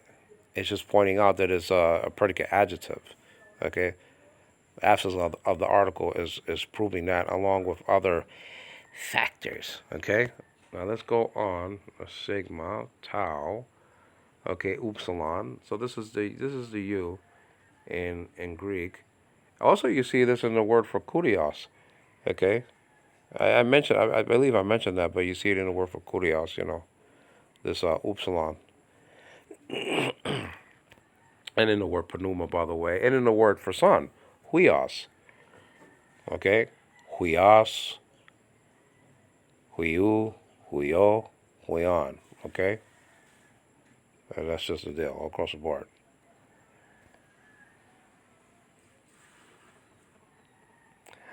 Well, let's go to the next letter, okay, which is phi. It's the PH letter in Greek. In biblical Hebrew, there is a PH sounding letter also, the pe, okay? That could be, when it doesn't have the hardening doggish in it, okay, it could be a PH sounding letter. So you have a PH sounding letter also in biblical Hebrew. In biblical Greek, the PH letter is this one, phi. Okay, and this is in the word for wisdom, Sophia. This is in the word for Philippians. So this is a crucial letter to know. Okay, and that's just the deal. So this is the PH letter in Greek, phi. And let me go back to the theta though. Okay,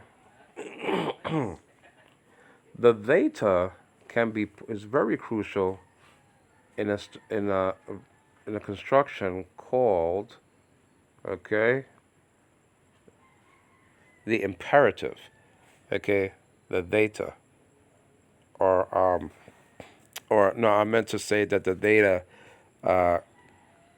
can be a a passive ending construction, but I meant to say that the tau, tau. Okay, okay, the tau can be part of imperative construction.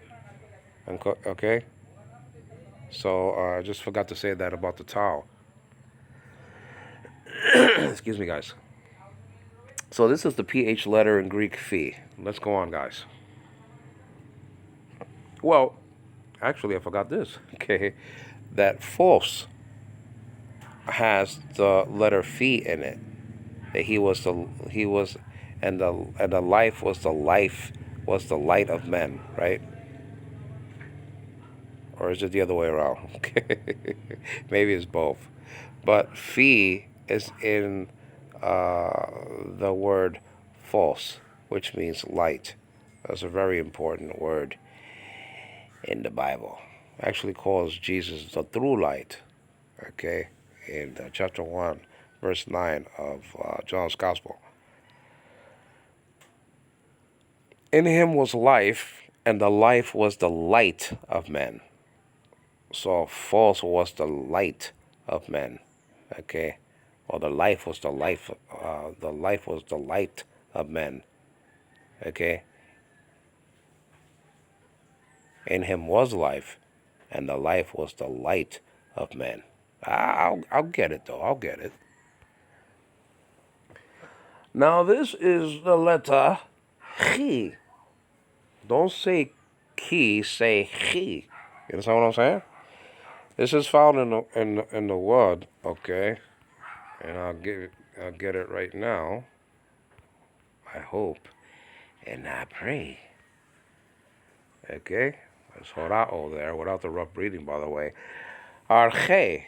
Again, man, you can make some great charts, okay? And most of these I made, okay, for the Great Trinity debate between me and Alexander Cruz.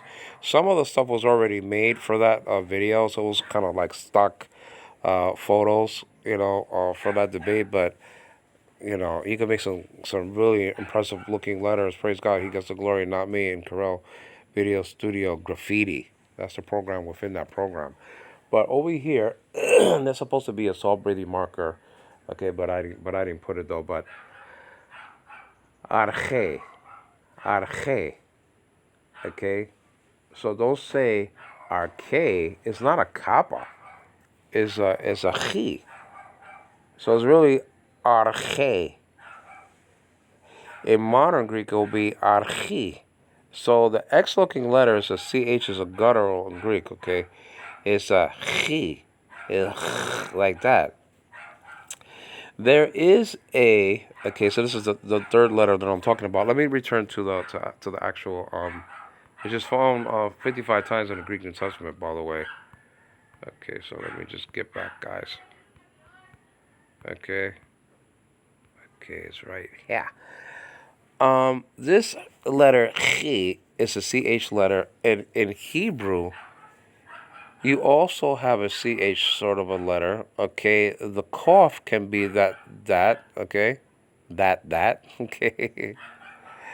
And the letter chet can be also like this, it's a CH guttural letter, okay? The chet, okay? Like in the word chain. That's just the deal. The spirit of grace. Chain, okay? Spirit of grace. Chain in Hebrew. He will pour out to them the spirit of supplication, okay? Tachanunim. So that proves that the Holy Spirit is not a false. He's a person, because he prays. Read also, okay, that he has a mind in Romans chapter 8, verses 26 and 27, and that's just a deal. And that he has a will, verse 4 of chapter 2, around verse 4 of chapter 2 of Hebrews. He has a will. He has a mind. He chose, okay, overseers in the kirk, in the church. Verse 28 of chapter 20 of Praxis Apostolorum, actually, apostles. Okay? So he's not a false. But getting back to this letter, chi, okay? Don't say ki, say chi. Remember, I promised you in my last study of the Greek alphabet that I was going to give you a very funny story, okay, according to, kata, according to the old program, the old show, Get Smart. Well, I'm going to give it to you right now. Now, in that show, which is one of my favorite of all time, they had 5 seasons, okay? It's only when they got married that the show was canceled. But anyway, it just didn't work, guys. So anyway, so the show Get Smart was sort of a funny version of James Bond, okay? Meaning Maxwell Smart in the show was a sort of comedic version of James Bond. It's just a great, a great show. It's a wonderful show, it really is. Don Adams was perfect for the role, okay, Greek car. And then 99, I mean, we don't even know her name in the show. I mean, she was perfect for that also. She used to kind of tilt a little bit because she was taller than Don was, so she used to sort of tilt to the side so she won't show her height, you know what I'm saying? I mean, that's just, give her a bad back. She's like 86 right now, or something like that, right? Would to God that she reached 99. That would be wonderful, though. But anyway, I think like Don Adams died when he was like 82 or something like that, or 84. He didn't reach 86 though. But anyway, getting back to the show. In the show, in one of the programs, okay, there used to be, two entities or two powers, if you will, right? You used to have control, and Maxwell Smart was a secret agent in control, the organization for good, and then chaos used to be the organization for evil. Okay, So the thing is that this Chinese guy captured or kidnapped 99 and Agent 86, Maxwell Smart. Okay, Don Adams. You know what I'm saying? The sort of the head of the show. And so when he kidnapped him, he said, or actually Don Adams or Maxwell Smart said, "Oh, you're the Claw," because he had a metal hand. It's sort of a copycat of Doctor No. Doctor No got into an accident, and then he had these metal hands and stuff like that. So anyway, they copied that from that, and so the Claw, the Chinese guy with the Chinese outfit, the gi, the martial arts suit or whatever it was, okay, and like either sort of a bright yellow or whatever, and he had a metal hand, so everybody knew that he was called the Claw, Claw, right? And so Maxwell Smart said, "Oh, so you're the Claw." And then the Chinese man said, "Don't say claw, say ha." Okay, you understand what I'm saying? The ha, right? The ha, the claw. No, no, Mrs. Mott, don't say claw, say ha. Okay, that's this letter. Okay, don't say k, say h. Okay, you understand what I'm saying? Even though it was claw. I mean, goodness gracious. I mean, everybody saw he had a claw, guys. Looks like he got his hand, okay, caught in a rice picker, like Mr. Spock. Okay, you know what I'm saying? So, so that's just the deal. Um, but it was just a big metal hand. I mean, it was a claw. It's not claw, but he said, "Don't call me claw, call me claw."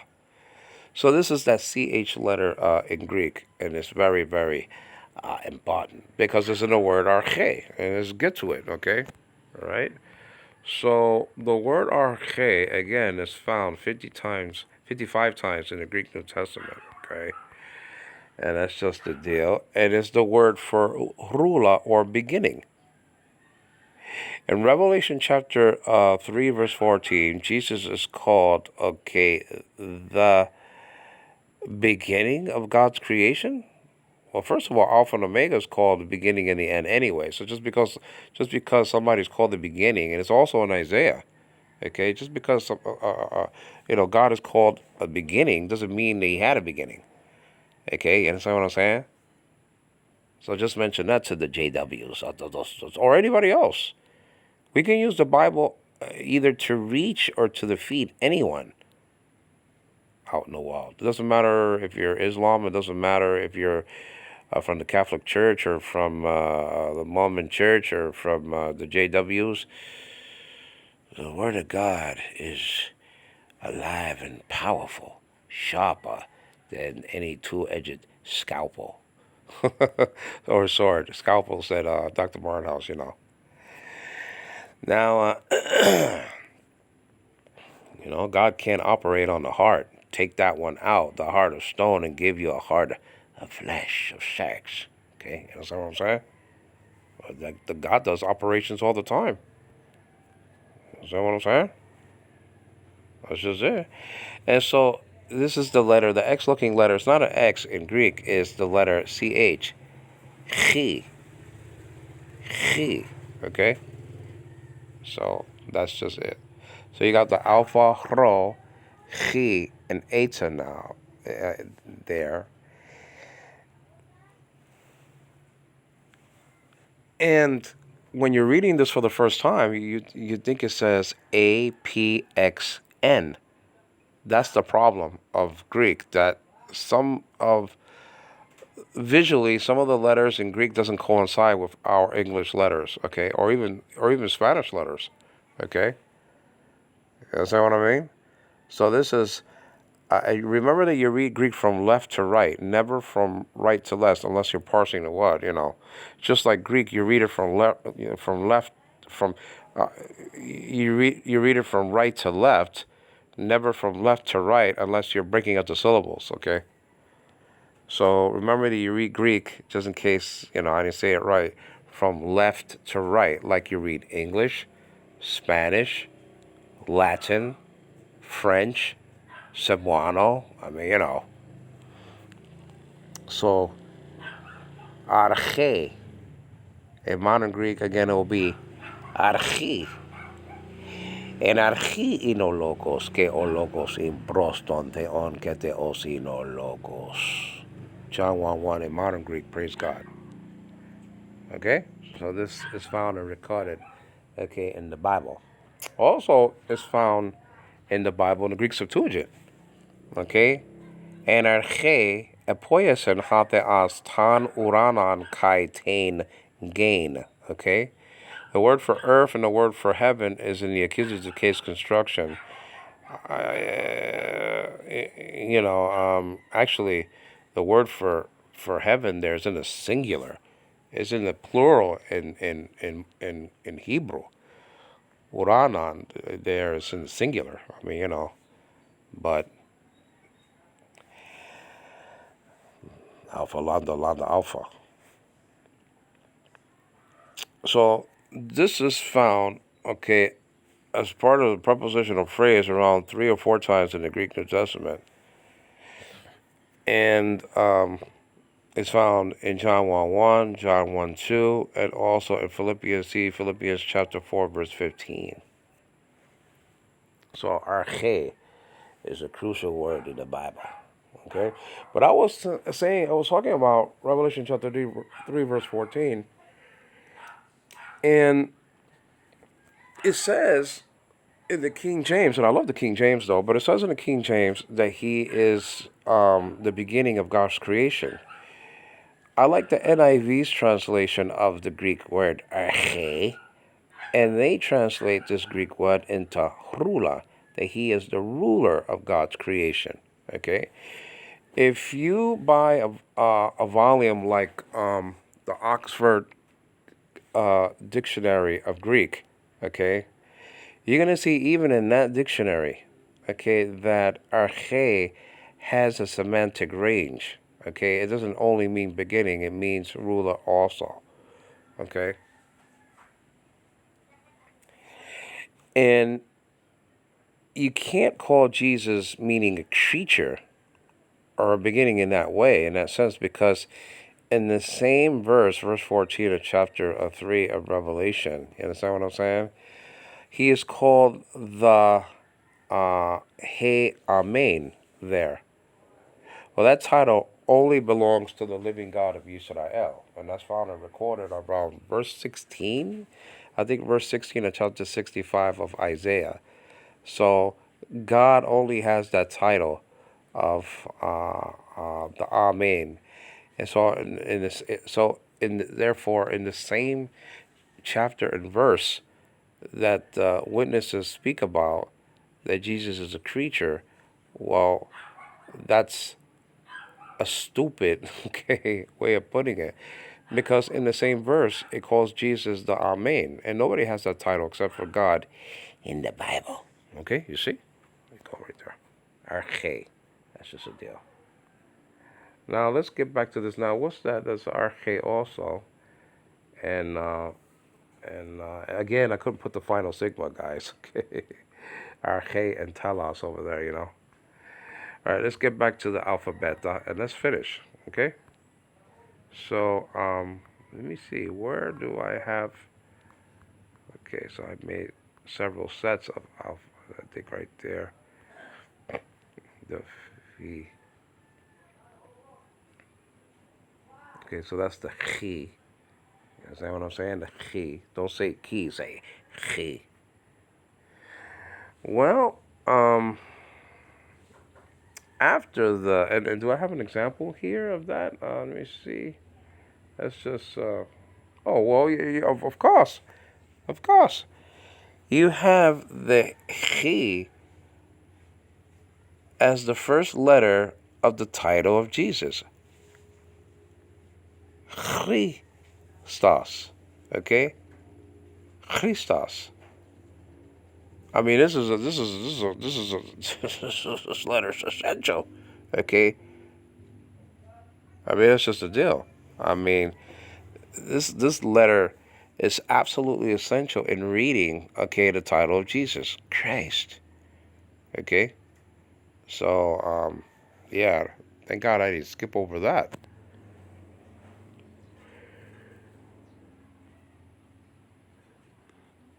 Now the famous Psi.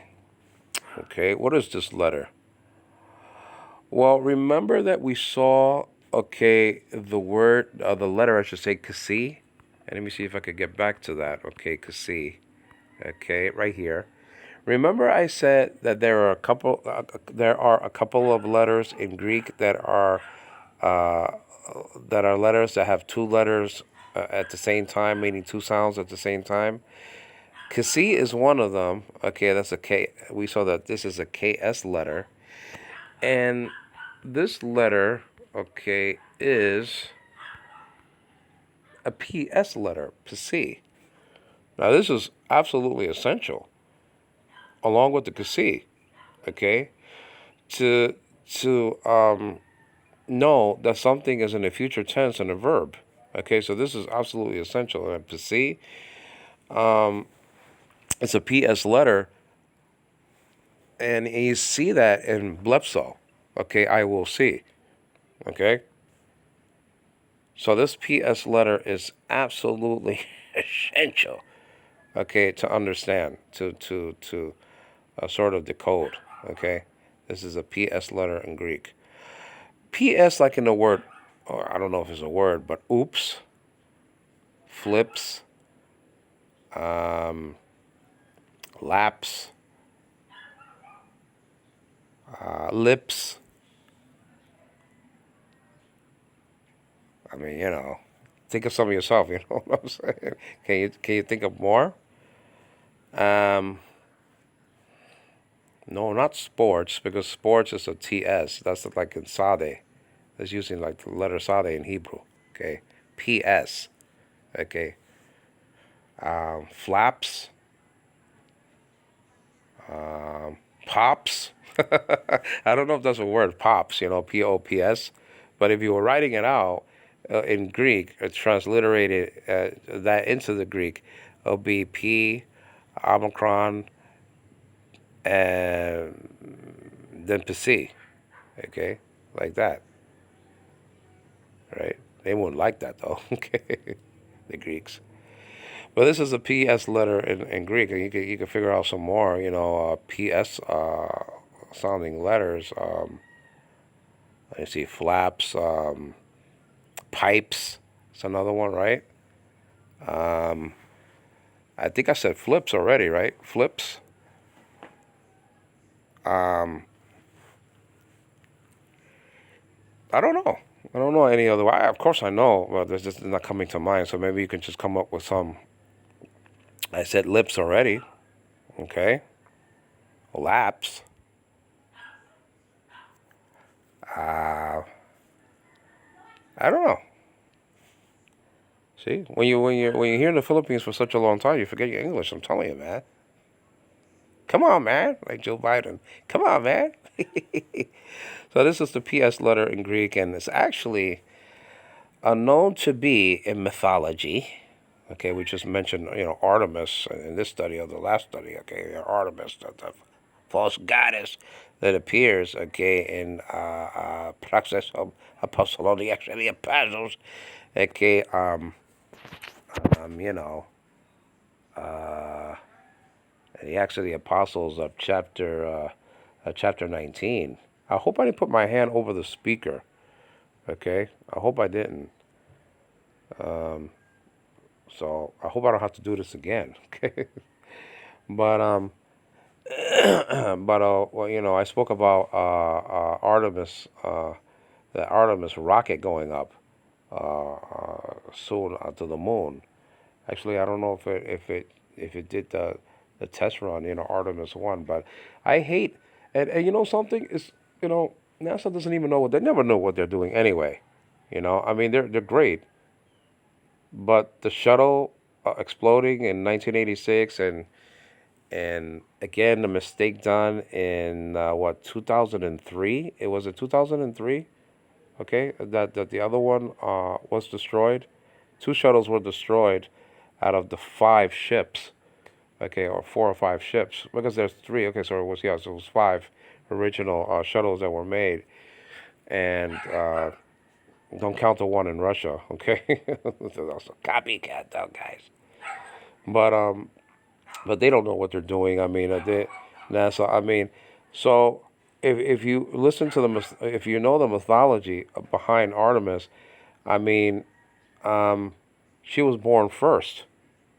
Okay, and she helped in assisting the birth of Apollo.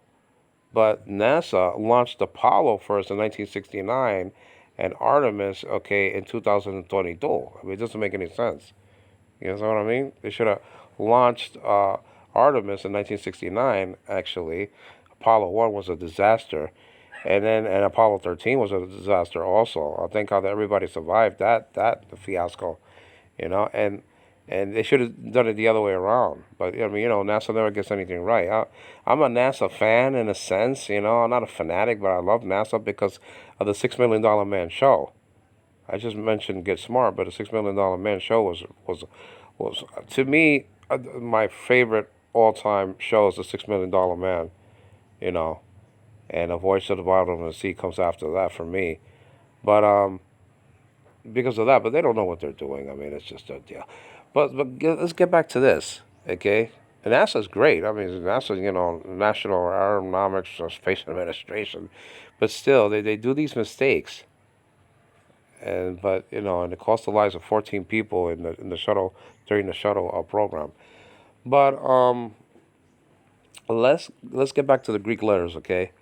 This is this is known to be in mythology the weapon in the hands of the god of the sea, Poseidon. Okay, and this is a trident. This is the weapon. And also, you see this sort of a weapon, okay, in the martial art movie called Mask Avengers. You see this weapon also in that movie, So this is a trident, okay. So when I saw this, it looks like that. It is a weapon, okay. It has that sort of meaning to it. So this is a PS letter in Greek, okay, like in the word lips. So just say psi, psi. Just practice oops a lot. Oops, and you'll get the psi. Just say P very quickly and jump right straight to the S. So just say psi. psi. See, don't say P and C, just say psi. So this is the PS letter in Greek, and this could point out the future tense in the word. So remember that the future tense formative sigma, okay, is used for the sigma is used for the future tense formative. It could form the future tense, like in, again, I keep on repeating it, like in the words desatai in Micah chapter 5 verse 3 in the Greek Septuagint. Okay, and so this is, and I mean, there's an S here. So when the P and S rub shoulders in Greek, okay, right? Well, it becomes a C. Just write it like that. Well, you're going to write a P and an S, you know. Actually, this letter, if you're going to go to the Greek Septuagint to find the Psalms, well, this is the letter that you have to know, because this is the first letter in the book of Psalms in Greek, okay?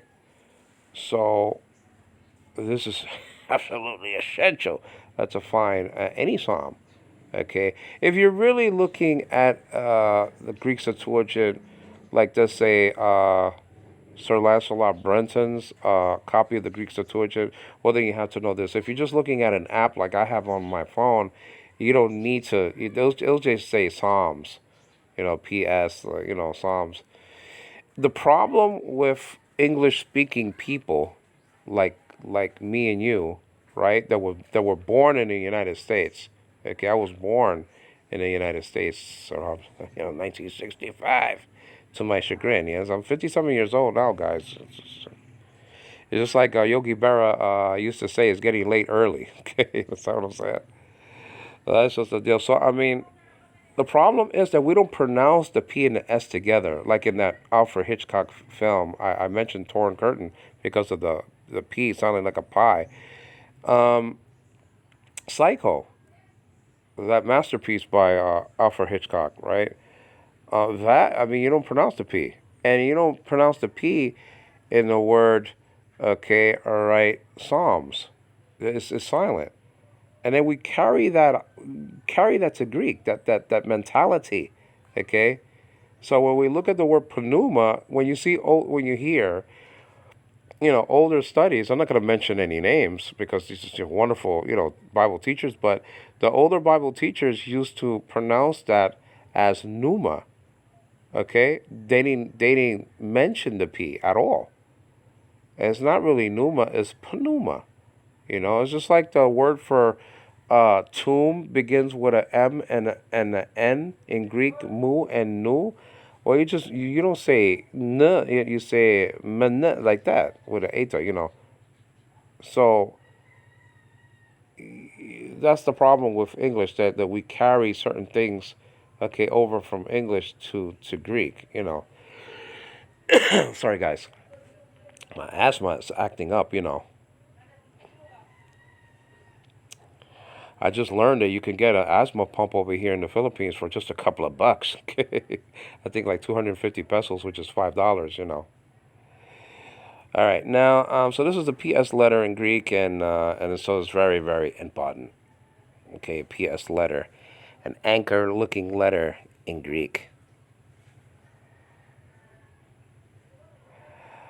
Um, this is the first letter in the word for soul. Okay, the letter, the word for soul. Okay, psukein. Okay, that's one of the constructions. Okay, he breathed into his mouth, okay, his face, actually prosopon in Greek, in the Greek Septuagint. Okay, he breathed.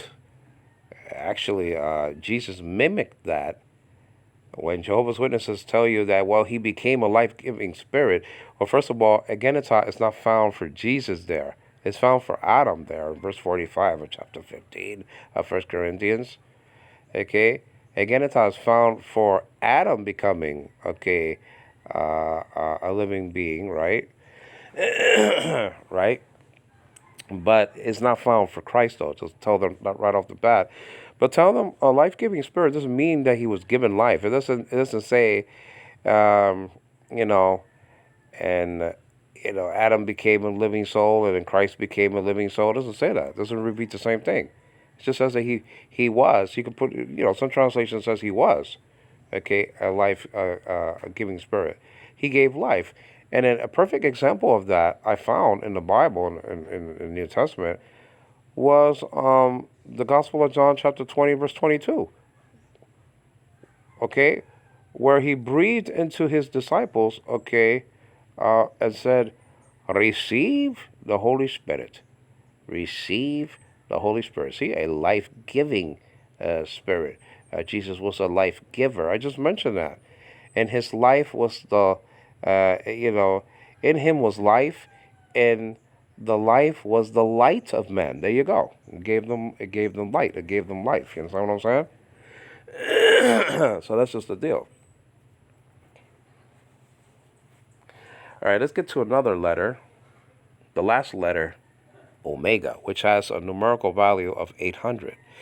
But this is the old class, like in the word home, okay? Now, I didn't see Omicron. Did I forget to take the picture of Omicron? I don't see Omicron over here. I don't know why I skipped that letter. Um, I did not take the picture of Omicron, okay? So, Omicron comes after, let me see. So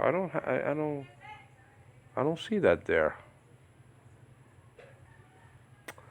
Well,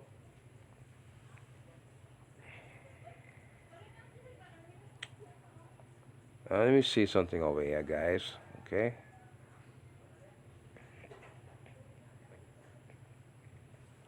Now this is an omega there, though. This is huparchon, one of my favorite words found in the Bible, for the subsistence, the continuous, eternal, timeless subsistence of logos.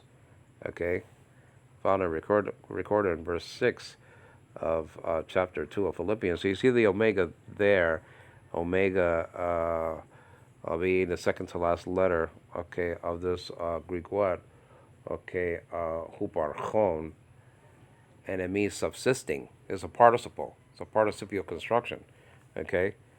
So you see, getting back to the omega, I don't know what happened to the omicron. Um, I don't know why I didn't take a picture of it, and so maybe I could add that as an appendix because the omicron is absolutely crucial in Greek. It could be used, that O class, that vowel. This is a vowel also.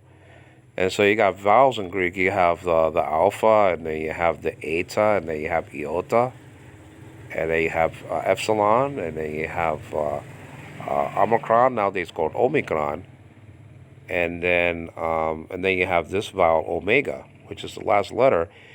It used to not be the last letter. Parakisma was the last letter, okay, all right, in the Greek alphabet. It had to do with pregnancy, though, so thank God it was dropped off by the time of the New Testament. Because imagine God saying, I am the beginning and the pregnancy. Okay. And parakisma, the actual last letter of the Greek alphabet, actually looked like a tilted P, but with bigger wings, if you will. So probably, I don't know what it sounded like, but if it sounded like a P, well, why have two P's there anyway? You have a P anyway, so probably that's why parakisma was dropped off. Excuse me, guys. So now, of course, this is crucial. I mean, this could point out, okay, along with the eta, a subjunctive construction. Okay, this is one of the true signs of the subjunctive. Okay, like in the Greek word, and I could put overlays in the future, so you're probably looking at it now. If you're looking at the edited version of this in the future, okay, but if you're not, just follow along with what I'm saying. Um,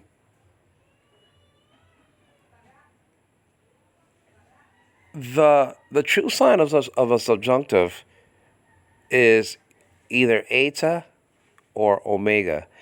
And if you see in verse 26 of chapter 1 of Genesis, okay, in the Greek Septuagint, okay, Septuagint, so the word Septuagint comes from the Latin word Septuaginta, which means 70, and the L means 50.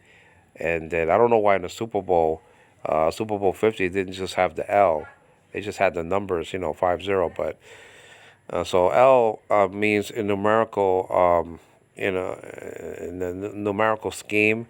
I mean, L means 50, and then X means 10, and X means 10. So LXX means 70, because perhaps 70, two Jewish scholars, okay, six from each tribe, okay, 72 in all, right, were commissioned by Ptolemy Philadelphus to make the Greek Septuagint, a Greek translation from the Jewish scriptures, okay? So that's just a deal. But getting back to this, so omega is very crucial. It could be used uh, as a part of subjunctive construction. So this letter, okay, along with the eta, okay, see over here, okay, along with the eta are the true signs of the subjunctive, okay? Okay, so if you see this, like in the word for submit, hupatasso, actually, I think this is a iota subscript underneath the eta there, but this is showing you the subjunctive construction in the word, okay, to submit, okay, you know, um, in 1 Corinthians chapter 15, verse 28. So that's one of the words for submit there in that text. There's three different constructions. Is the subjunctive construction. The subjunctive is the mood of possibility or probability. Okay, so you have moods in Greek. You have the imperative mood, the mood of command, the indicative mood, the mood of projected reality, and you have that in John 1:1. All of those are in the indicative. Okay, declarative, indicative, if you will. So but the opposite of that is actually the subjunctive, the mood of, probability or possibility. Okay, so eta is crucial to to uh, to to know, because that way you can figure out if something is in a subjunctive mood. So let's get back to omega, because that's another letter that could be used for subjunctive construction. Okay, all right. Um, and that's just the deal, omega. So, I mean, like in the word poiesomen, found and recorded again in Genesis chapter 1, verse 26. And in that subjunctive, actually, as an aorist subjunctive, it's the same construction found and recorded, I believe, in Mark's Gospel, chapter 9, is it? Or Luke's Gospel, chapter 9? I'll have it on the screen in the future anyway. Where Peter said, let us make, and he was saying that to the Lord, Lord, let us make three tabernacles, one for you, one for Moses, and one for Elijah. And another gospel says that he didn't even know what he was saying. Is that what I'm saying? The proof that the Bible is true, okay?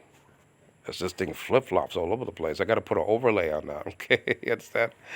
Actually, if you're not seeing it, the phone flip-flop, from the horizontal view to vertical, But this is like that movie from Alfred Hitchcock, Vertigo, a great film by Alfred Hitchcock. Okay, Vertigo.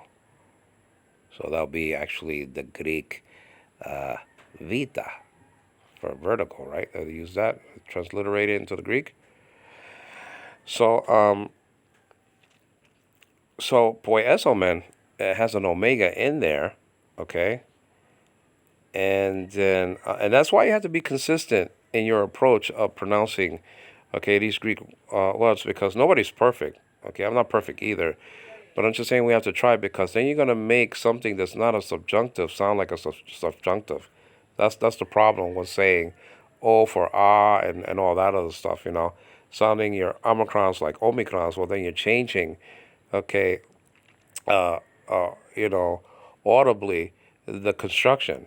It's just like saying ton theon for ton theon. You're changing that from a accusative singular to a genitive plural. Okay, it's a completely different thing. So I mean, it's just like saying in the King James, Jesus touched the beer, and it wasn't even beer. It was the beer that you drink, but it was actually a coffin. So you see the audio difference, the audio without looking at the audio sort of thing, you're changing one meaning to another, especially nowadays, when you have beer and all this other stuff hanging around. So, I mean, so just be consistent in your approach in sounding off these letters. Okay, so this is absolutely essential. Okay, you see it in verbal adjectives like haon. Okay, found and recorded in the Greek Septuagint. Okay, ego emi hoon, and that's really the name of this ministry, ego emi hoon. But I just put it I am ministries, because Jesus said I am so many times. So you see it in a verbal adjective like that. You see it in huparchon, and labon. You see it in those participles found and recorded, respectively, in Philippians chapter 2 verse 6, huparchon, and then Philippians chapter 2 verse 7, and labon, taking. And that proves that Jesus, okay, is still God and man. Okay, was still God and man at the time that Paul was writing the scriptures down. Him being the secondary author, and the Holy Spirit being the primary author of the book. Okay, so omega can be used as in participial constructions, subjunctive constructions. Is very important in articles. Okay, tone, thought, and thought. Dative singular articles. I mean, is essential in knowing, because it's part of relative pronouns. Hon, ho, and then you got hey, and then ho, like that. You know, so it is used in an inflectional particle, like Old Timothy, the omega in 1 Corinthians chapter 6 verse 20. Okay, as I'm using an older manual, sort of lingo from an older manual. Okay, and it's not always special definiteness, but was always special force. So O woman, great is thy faith, and so this thing is used to point out the O, okay, in that construction. And so this is an important letter, omega. It's not just I'm the alpha and the omega. What God said, but this can point out a lot of things in Greek. Okay.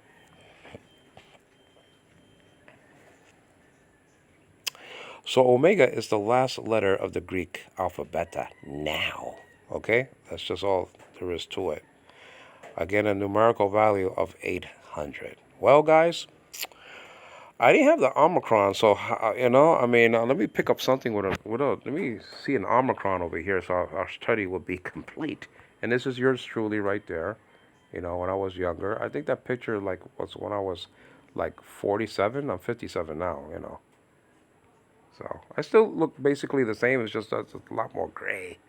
Okay, that's just the deal. But I don't see Omicron, so let me just get something with an Omicron here, and so that way I could, I don't wanna cheat you guys. Hupatasso. Okay. Well, there's an O right there. All right. Well, hupatasso, okay, means subject. Okay, so we already found out the deal, what's going on, what the witnesses try to do, in saying that Jesus was subject to the Father. So that means that he's inferior with the Father. Okay, but we already pointed out that you can use Luke chapter 2 verse 51 among other scriptures, including Ephesians chapter 5 verse 20 or 21. Okay. Now, the third letter. Remember, you read okay, you read Greek from left to right. Okay, and so it's the third letter, and that's the O, and that's called Omicron. But in modern Greek, it's not called okay, Omicron. It's called Omicron. Now, I don't know who did this first, okay? But the Greeks and the Hebrews, okay, changed the sounding of some of their vowels, okay? So they didn't, the Greeks didn't like the ah sound, the a sound, and the I sound. They took it out, okay? They took those sounds out, I should say, and replaced them with different sounds, okay? Like the e, and the and the o. So they don't like the ah sound, but we're talking about biblical Greek. So you have an ah sounding letter, a vowel in biblical Greek. Okay, now when it is accompanied with a rough breathing marker, right, it'll be ha. Okay, ha. When it doesn't have a breathing marker, when it has absence of aspiration, okay, I disagree with the scholars that said that the soft breathing marker is not really doing anything. everything does something in Greek. If it's there, it does something. Okay, you understand what I mean? It's not like the aleph that is there, and it's not really doing anything. It's just there. You know what I mean? It's just there to be there because it has to be there. Because if it's not there, then nothing's there. Okay, you understand? So the aleph, I mean, it has no sound. Okay, ayin in Hebrew sometimes has no sound, but it's peculiar because it could make a G sound. Ayin, but still, aleph makes no sound. Okay, and what makes the sound is the vowel points. So, like in the word Adam. The kametz is down there below the aleph. But getting back into biblical Greek, everything is there for a reason. Everything. Okay, it's a point. It's pointing out something. Okay. So it's just pointing out absence of aspiration. So the omicron is the third letter in the preposition. Okay, hupa, hupa, right? So that omicron is there, and that omicron is absolutely essential. Why? Because it can be used as a connecting vowel. That's the thing. It's present in articles and singular articles like ta, okay, both in the nominative and accusative constructions. I mean, it's there all over the place, and it's there in the paradigm. Okay, su su soy se, a person personal pronoun paradigm is there in su, and is there in soy. Okay, your and to you, for example. Okay, that's just a deal. It's there in the root for the word for God in Greek. Okay, theia. So whenever you see a root of a word ending in an omicron, okay, well that's a second declension word. This letter is one of the most important letters in Greek. Okay, and then that's just the deal. And so it could be used as a connecting vowel, like epsilon. But it'll be used as a connecting vowel, okay, before a mu and before the nu, or before the nu, okay, the omicron. Okay, the epsilon can be used before a tau, okay, like in the word stesetai. See, that there goes that word again, because I want that in your mind, the answer. When the witnesses say, "Oh, logos, he had a god," at the time of the Old Testament, say no, because stesetai said someone. Okay, and I checked it out. The good Berean that you are. It means he will rise. So he has a God. He'll have a God in the future. That's in the future. That's a prophecy of Micah. You understand what I'm saying? Stesetai. He will stand, or he will arise, or whatever the case may be. You understand what I'm saying? Right there, before the future transformative sigma, and maybe I'll put it on the screen in the future. No pun intended. You understand what I'm saying? And personal ending tie, a third person personal ending tie. And incidentally, there's a connecting vowel, epsilon. And incidentally, okay, just because something ends in alpha and iota, it doesn't mean that is an infinitive. Okay, you might be looking at a tie, a personal ending. So just be careful with that. Okay.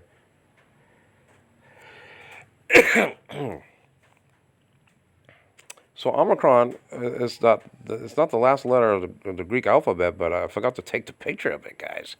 Omicron nowadays called Omicron, so this is that's vitally essential. The letter Omicron.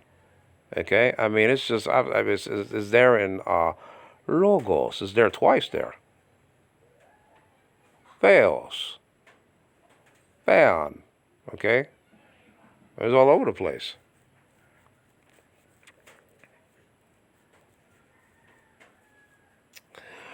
Well, yeah, Omicron nowadays called Omicron. So is there a ah sounding letter in Hebrew? Yeah, the Kamet sounds like ah, right? It's an A though, but it sounds like ah. And so that's just it. And so I mean, but in modern Greek there is no distinction between this letter, okay, and I don't know if it's way down the line though. Um, okay, I mean, um, and this letter. Okay, so omega and omicron, the two O's in modern Greek have no distinct sounds. Okay, they sound the same. Okay, o. Okay, like in the word home. Well, basically that's it, guys. Okay, that's the alphabet. And parting is such sweet sorrow. I really had a lot of fun in presenting you the Greek alphabet, but not only just the letters, but and it's endless almost, right? But what these letters can do, okay, in the text, and because you know it's not going to be the same all the time as in the lexicon. Okay, the construction, okay, is going to change to fit the need of the writer. What the writer is trying to you know uh, put on a page. The writer has thoughts, okay, so he wants to express them in language, and so I mean it's going to change. It's going to words are going to inflect, words are going to change, and so that's just the deal. Well, anyway, guys, I mean this is just we can go on and on with this, like Mount said, heavenly language. Okay, that's just the deal, and. Please subscribe to my channel. Please give me a thumbs up and please leave a comment on the screen. And let me know if you enjoyed the study. I will come up with another study in the future and give you the actual meanings. So forget my English here in the Philippines, guys. It's almost a crime. But I lived here for 4 years and I'm forgetting my English. I mean, it's just, this is so funny though. But that's just a deal. It's a life is good here. But I mean, man, goodness gracious. I mean, no, nobody can speak. I should say nobody, guys. Take it back. But at least my initial family over here, they can. That's my in-laws, especially my mother-in-law. You know what I'm saying? But anyway, so yeah, just I'll give you the meanings of each of the letters. That's gonna be fun because there are secrets concerning the Greek letters in the Greek alphabet. Shh. There's a book in Amazon.com. There's this girl with a finger in front of her lips in a sort of a vertical position. Shh. Like this deep secrets. These secrets of the letters. Wow. Goodness gracious. And it was a good book. It's a very good book. I didn't get through the whole book, but you know, um, it's very interesting. Very interesting. Uh, the language the languages that God chose to pen the Bible. What a remarkable language this is. I mean, nereda, let us go down and confuse or mix up man's speech. You understand what I mean? So that's just the deal. This is a very old language. I mean, and a very old um, alphabet, originally coming from the Phoenicians. And so, but Koine Greek was chosen to pen the Bible from 300 BC to 300 AD. This is Angelo Quinones giving glory, total glory to the God of Israel. God is not the God of the dead, Necron, there goes the Omega there, but of the living. And that means that Abraham, Isaac, and Jacob were very much alive at the time that Jesus said those words. So, again, guys, I appreciate you being with me throughout this journey of having my third YouTube channel. My other YouTube channels are Angelo KYKY Quinones and Angelo Rucci Quinones. Actually, RUCCI. You're going to see some full Greek construction series is there. And that's just the deal. Well, take care, guys. Bye-bye now. Bye.